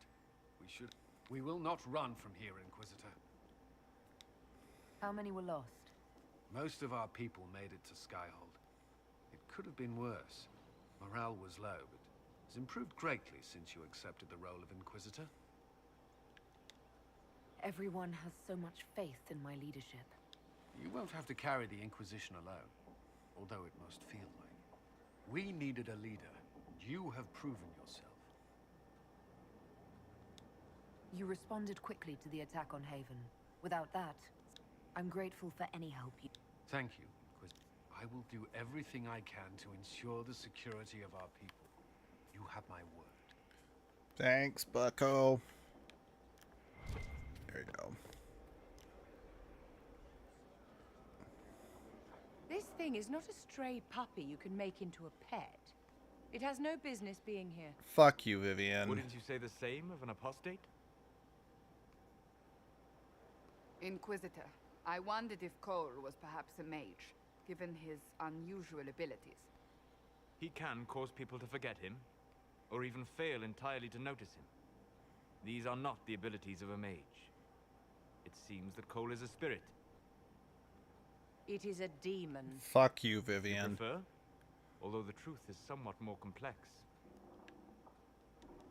Cole warned us about Corypheus at Haven. He saved a lot of lives. And what will its help cost? How many lives will this demon later claim? In fact, his nature is not so easily defined. Speak plainly, Solas. What are we dealing with? Demons normally enter this world by possessing something. In their true form, they look bizarre, monstrous. But you claim Cole looks like a young man. Is it possession? No. He has possessed nothing and no one. And yet he appears human in all respects.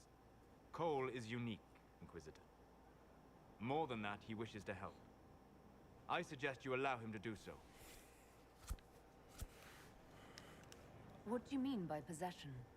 Spirits and demons cross over from the Fade by attaching themselves to something in this world. But Cole has willfully manifested in human form without possessing anyone. The demons who came through the breach, or through the rifts, weren't possessing anything.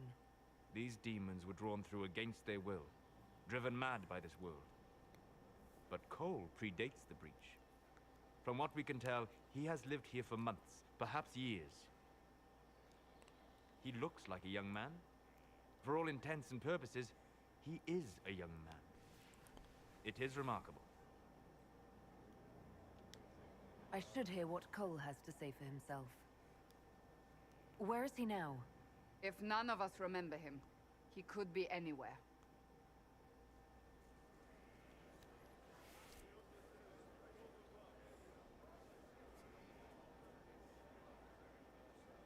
Haven.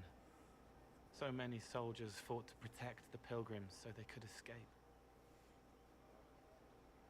Choking fear. Can't think from the medicine, but the cuts rack me with every heartbeat. Hot, white pain. Everything burns. I can't. I'm going to... I'm dying. I'm... dead.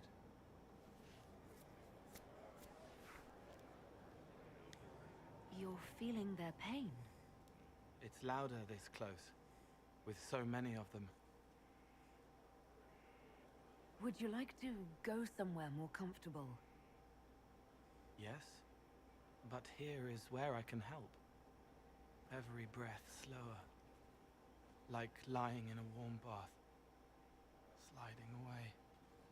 Smell of my daughter's hair when I kiss her goodnight. Gone.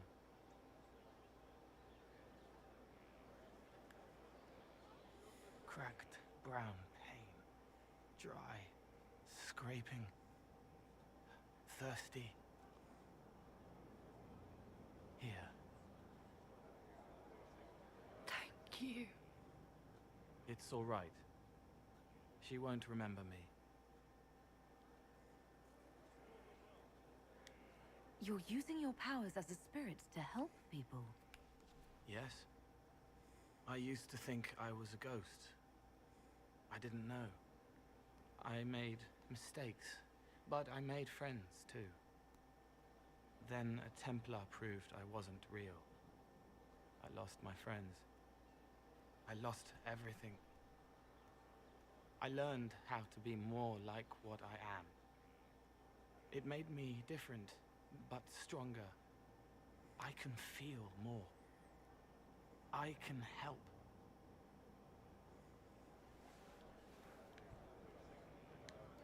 If you're willing, the Inquisition could use your help. Yes, helping. I help the hurt, the helpless. There's someone. Hurts. It hurts. It hurts. Someone make it stop hurting. Make her, please. The healers have done all they can. It will take him hours to die. Every moment will be agony. He wants mercy. Help. You say he won't die for hours yet, but you can't know that for certain. His body is failing. He could recover, or the healers could find another way to help him. How do you know? I don't, and neither do you. That's part of life. Try. I want to stay.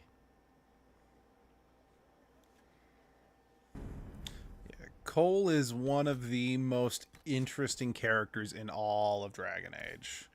Oh, right.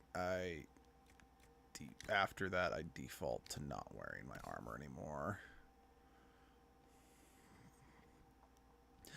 And it's another reason, he's another prime reason why I fucking hate Vivian.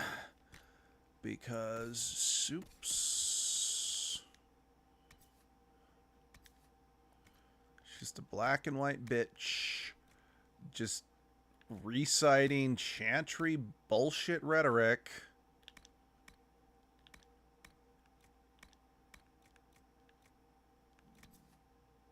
Oh, okay.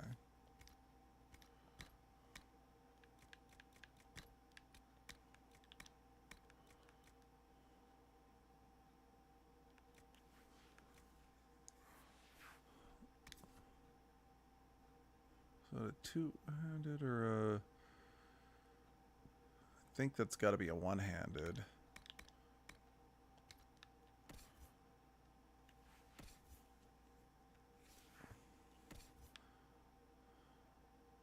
Yeah.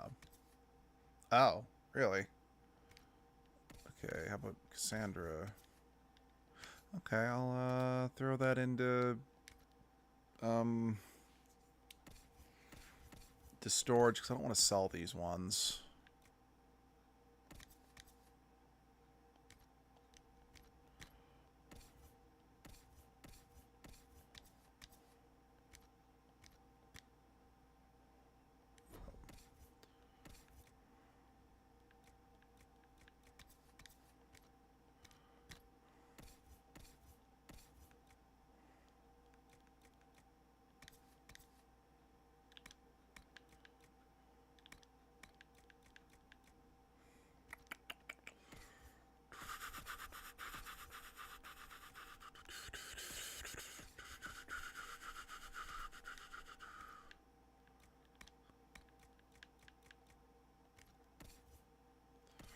Dorian, Blackwall, Cole, Vivian, Bitchian, Varric, Iron Bull. Wait, yeah, that's a one-handed. You, oh, yeah, no, actually, your axe is better. All right, armor. I don't need any. Oh, you need to be level 11 for this one. Actually, hold on. Can I? Wait, why did you? Okay, never mind, whatever. It don't matter.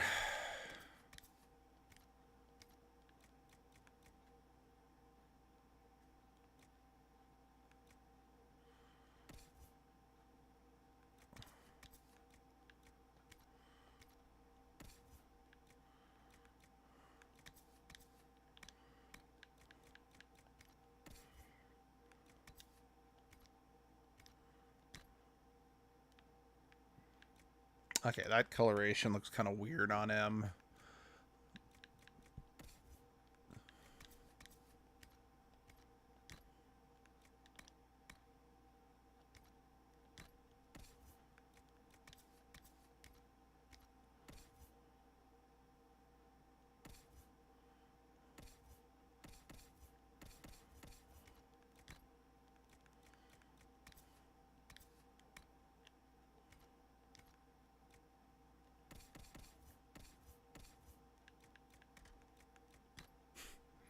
Yeah, it's probably fitting that I give him the mercy ring.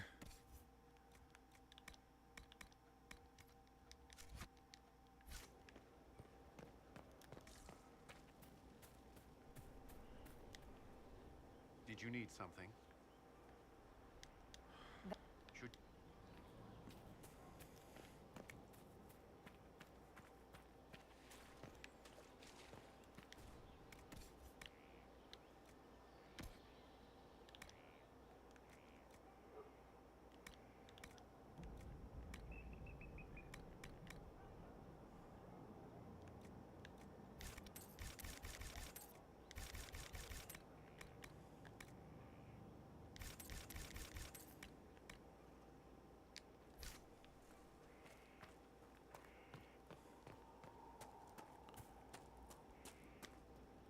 Pride of the stables, Inquisition.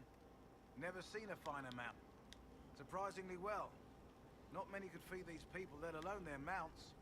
Makes me Heard anything? too busy to hear things, and that's how I like it. Are your wife and daughter? Elena's minding the farm. I miss them, but someone has to save the world. Yeah, you're not wrong. Wait, nope. The shop is right here. Yep.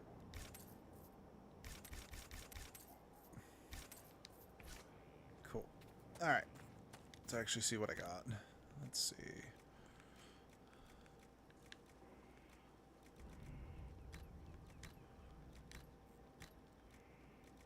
Yeah.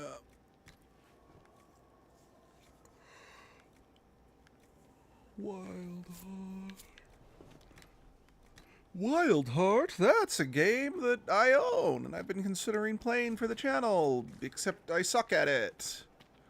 Like, really suck at it. This is just... It's something to keep their hands busy. Yep. I'm grateful you tracked me down when you did. As exciting as wandering the woodlands was, this is better. It's good to be part of something so important. Something that could change things.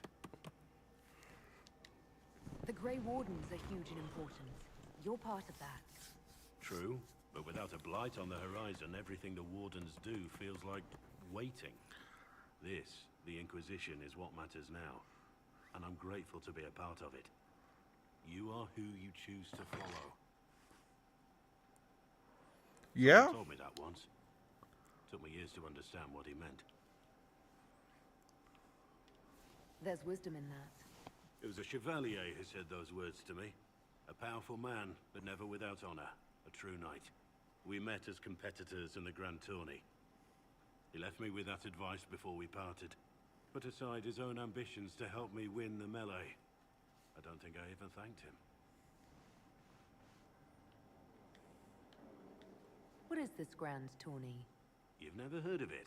The Grand Tourney of the Free Marches. It's a spectacle. Song, dance, wine, every amusement you can imagine. But the greatest part is the contest of arms. Prove yourself in the Grand Tourney, and you can make your fortune.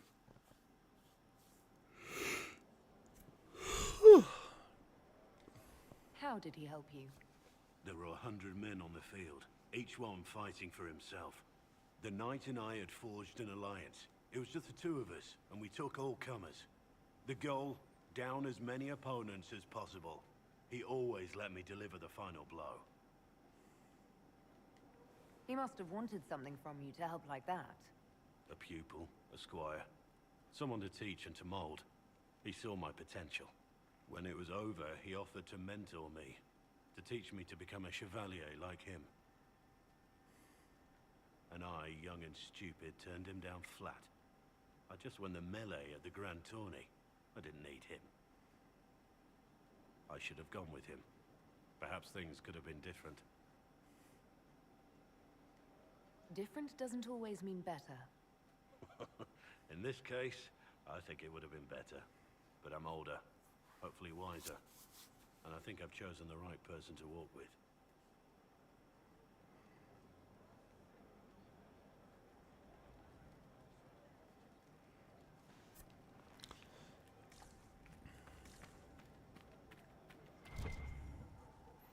There we go.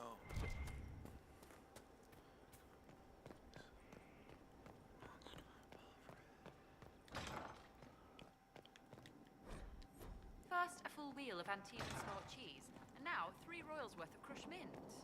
They were right here. I remember seeing someone take them. I can't recall their face.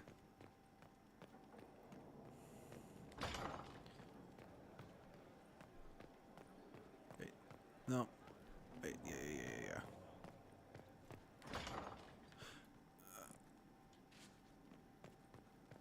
Sorry, am I getting turned around? Did I go through the wrong door? Yes, I went through the wrong door for what I was going for, but this kind of gets me where I want. Vivian. My dear Inquisitor, whatever can I do for you? Throw yourself out that window, but still let me get the experience from your quests. I get the feeling there's something you'd like to say to me. I'm I'm sure I have no idea what you mean. Why in the world would I want to talk to you? This is ridiculous. Stop acting like a child, Vivian. Fuck yeah. Thus speaks the Inquisitor who has made so many mature and level-headed choices lately. Setting malcontents loose among the population with no safeguards to stop them should they turn into abominations. Very wise. I rearranged some furniture. Lives are not thrown into jeopardy by this. Perhaps a little perspective is wanted here. You can't make me angry with a few words in a silly prank. I merely wanted to see what you'd do. You are the current leader of the Inquisition. It's good to know your limits. And now I do. Be a dear and run along now, Inquisitor. I have so much to attend to. And this is why I hate you.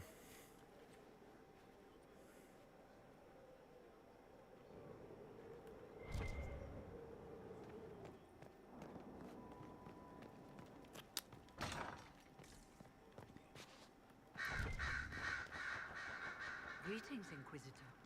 That is your title now, yes? Yep. I should thank you.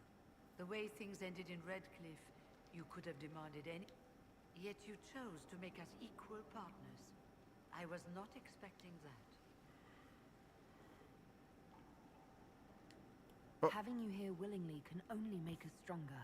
I picked the wrong thing. I've been a Grey Warden, Grand Enchanter, leader of a rebellion. Odd where fate takes you, as you're no doubt well aware. You were once a Grey Warden. Mine is an unusual circumstance. Normally one is part of the Order until death. But long ago I found myself stripped of what... They tried to reinitiate me, but nothing worked. Nor could they figure out how it happened. So I was sent to the Circle of Magi, the first Warden ever to be kicked out. Quite the achievement. You sound happy. Becoming a Warden seemed like a dream when I was first conscripted. Towards the end, however, my brothers and sisters, they felt I had somehow cheated death. I was glad. It also made me unique in the Circle. I had an opportunity to do more than I ever could as a Warden. You mean you began the Mage Rebellion? I pushed for our vote to free the Circles of Magi. But I cannot claim sole responsibility for what followed. Still, despite all the chaos, I would do it again. What happened had to happen. I've been meaning to ask, how exactly did the Venatori take control in Redcliffe? Mages constantly found their way to us while we were there. Stragglers. I had no way of knowing some were actually to... They spread whispers, encouraged talk of an alliance, and I'm not proud of our choice. But we were certain Templars were coming. It could have ended far worse. You're not still the Grand Enchanter then? Any claim I had to the title ended along with the Circles of Magi. Although some... Perhaps the Circles will one day be resurrected. Until that time, I lead my fellow mages by default. I will do what I... You believe they'll recreate the Circle of Magi? It depends on who the next divine is, and what she offers. We can't go back to the way things were. But endless warfare benefits no one. And this is why I like Fiona, because she's not outright saying the Circles are evil. She was saying the way the Circles were run was evil, which I agree with. Everything as well with the mages. There have been a few scuffles with your Templars, but overall, it is going well. I'll leave. He wasn't in the mood to talk. It's just that I knew his father, Marek, back when I was a Warden. You want me to smooth things over with him? Introduce you? No. It's too late for that. I only wanted to know if he was happy. His father had such hopes for him. Don't mind me, Inquisitor. The concerns of an... Okay, that was basically, I think, kind of like the only real inclination or indication we got that she's Alistair's mom. One moment you're trying to restore order in a world gone mad. That should be enough for anyone to handle, yes? Then, out of nowhere, an archdemon appears and kicks you in the head. I love you, What? Dorian. You thought this would be easy? No, I was just hoping you wouldn't crush our village like an anthill. Sorry about that. Archdemons like to crush, you know. Can't be helped. Am I speaking too quickly for you? You don't need to worry about me. I can keep up. Yes, I noticed that. Did you now? Certainly. If you were a slack-jawed yokel, you'd already be dead. I always assumed the Elder One behind the Venatori was a Magister. But this is something else completely. In Tevinter, they say the Chantry's tales of Magisters starting the Blight are just that. Tales. But here we are. One of those very Magisters, a dark spawn. Who does the Imperium say started the Blight? You know how it is. Not us. They say Darkspawn were always there. Magisters and the Blight aren't even related. Is that a surprise? No one wants to admit they shit the bed. But if Corypheus is one of the Magisters who entered the Black City and he's Darkspawn, what other explanation is there?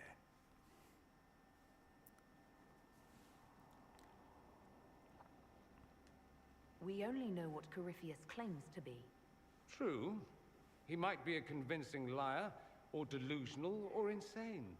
But how many delusional maniacs are going to have that knowledge? He broke open the Fade. I knew what I was taught couldn't be the whole truth, but I assumed there had to be a kernel of it, somewhere. But no, it was us all along. We destroyed the world.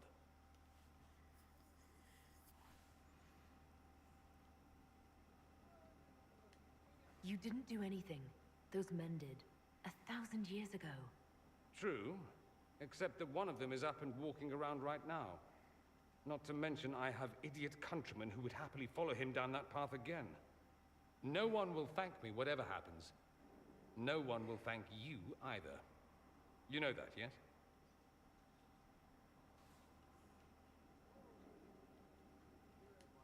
That attitude must be why they kicked you out of the Imperium. They didn't kick me out? Well, only because they never got around to it. Eventually, they might have. All I know is this. Corypheus needs to be stopped. Men like him ruined my homeland. I won't stand by and let him ruin the world.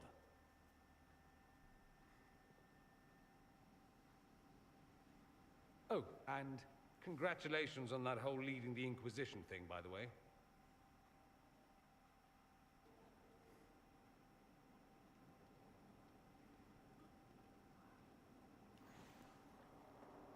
Okay. I'm told you have Alexius researching Research is always what made him happiest. Perhaps I'll leave one word of advice. If he suggests altering time as a way to solve all your problems, give it a pass. You know...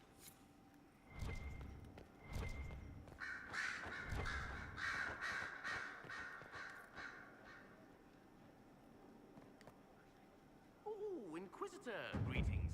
I was recently appointed... I'm so pleased to be here. Well, I should get... That was weird. Alright, I do think Liliana's the only one I haven't talked to yet. I'm sorry. So am I. The names of those we lost. You must blame me for this. We all saw who attacked us. We know exactly who to blame. I keep wondering if I could have done something different. When the first of my lookouts went missing, I pulled the rest back, awaiting more information. If they'd stayed in the field, they could have bought us more time. I was afraid to lose my agents. And instead, we lost Haven. You look out for your people. That's a good thing. Is it? My people know their duty. They know the risks. They understand that the Inquisition may call upon them to give their lives. Our people aren't tools to be used and discarded. Your instincts were right. Their lives matter. Can we afford such sentimentality? What if Corypheus... We're better than Corypheus. Yeah, that was another pivotal point to possibly softening Liliana. At your service, my lady. The Divine's death hit you hard. How have you been feeling? Oh, you are referring to my outburst in the Haven. Justinia was such a dear friend, and there were so many things going wrong. Sometimes it's best to... I was with the hero Ferelden when she defeated the Archdemon. The Maker brought us together. And then I watched her die. Yeah, I must have it must not have properly loaded in the right world state. And then when Justinia was killed, I was Yeah, Edgelord lived. betrayed. But I shouldn't have let my emotions get the better of me. I'm sorry. Don't apologize. You were grieving and upset. I understand. Thank you. Now enough of this. Let us think more pleasant thoughts. Anything I It seems that the Orlesian army is... Some of the generals are sympathetic to our cause. Our actions are under a great deal of scrutiny. Let's talk... Me?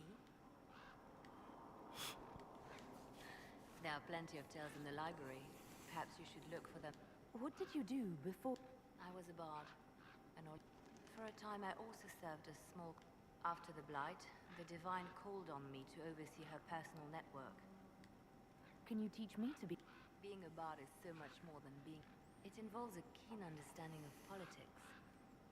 The Bards is an intricate dance where a smile... The best way to learn... Perhaps when this is all over, I'll teach you. I should leave... We can always...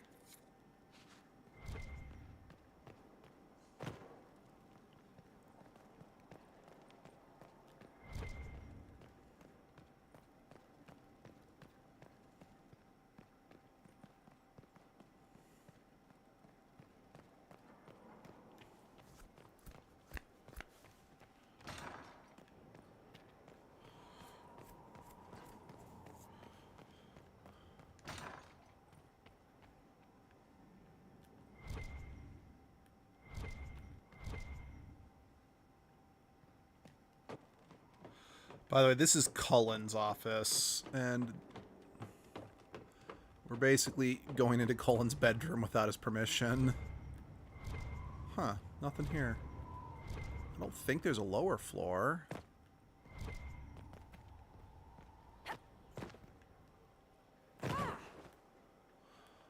Yeah, that should have hurt, but there's no fall damage here, so it's fine.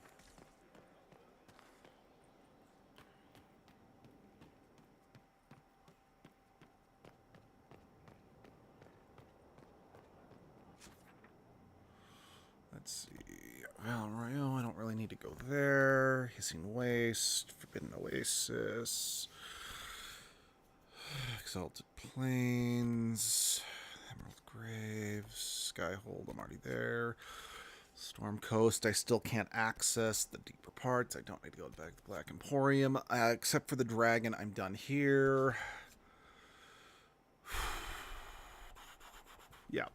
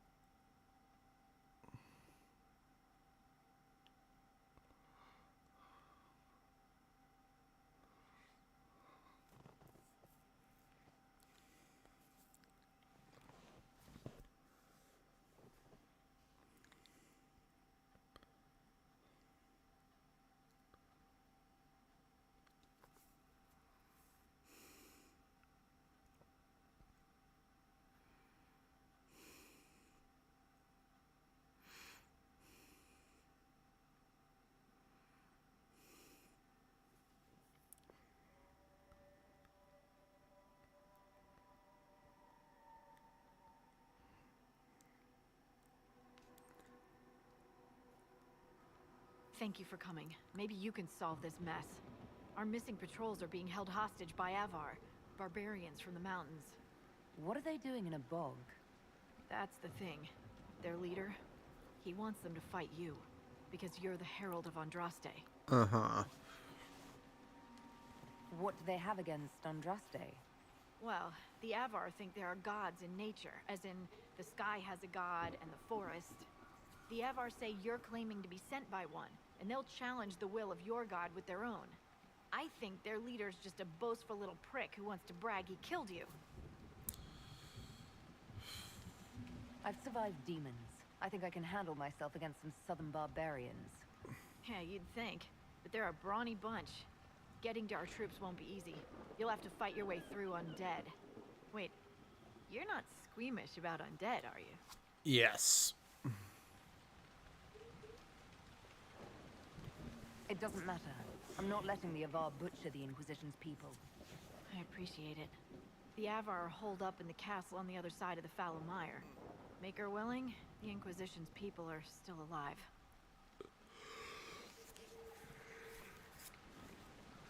So this is one of only a few areas, that, sorry, let me actually stop the battle animation so I can actually prove my point, because I can't do that while I'm fighting. But this is one of the few areas where you can't call your mount. For whatever reason. There must be something here. Inquisitor, have something for you. Report.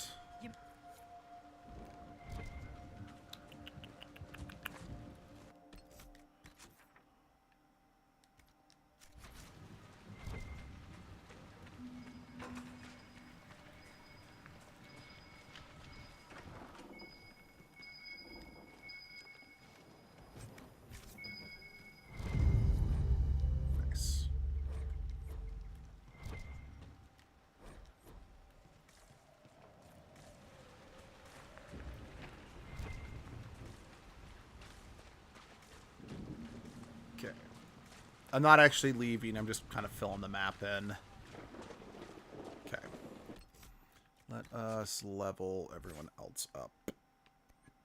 Oh yeah, we've now officially unlocked everyone's specializations. Alright, cool.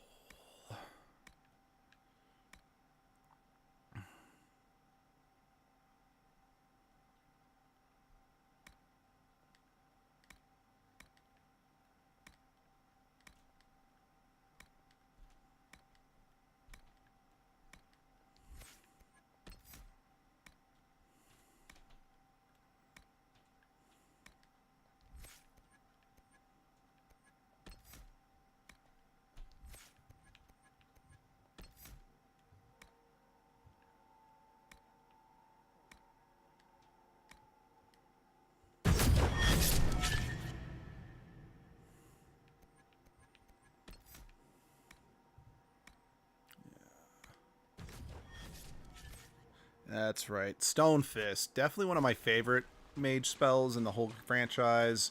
Is locked behind the primordial subclass in this game. But because with this game, I always want to be the chantry specialization, what Vivian is. Because, well, honestly, for lack of a better word, you get a fucking lightsaber. And it is badass. Anyway, I went longer than I thought. Yeah, wow. I forgot just how long the conversations in the Skyhold actually take, so I went over. And yeah, I just wanted to get us to the mire, so when we come back, we can just get right into it. But yeah, we might be doing a stream, me and Abby, later today. That's not 100% set in stone. It's based on just what I've got to do. But Edgelord will be starting Sims 2 Castaway tomorrow morning. Also remember to, because Sims 2 Castaway shouldn't take too long, I wouldn't think. Words. I've already got the poll for the next life going, so make sure you vote, especially because depending on what wins, I might need to do another poll, like, to determine. Well, this is one of the few Pokemon games. If Scarlet wins, the starter has been pre-decided based on, well, other factors, because there were other, anyway. But yeah, depending on what wins, like if it's because Final Fantasy is up there, So I'll need to do a poll to figure out what class edgelord will be. Harvest Moon's up there. Need a class to figure out if edgelord should be male or female. Since this is one of the older Harvest Moon games, can't be LGBTQ+, so I'll probably want help deciding that to decide which person edgelord should marry, but I digress. But yeah, not sure when, but I'll see you guys then. Bye-bye.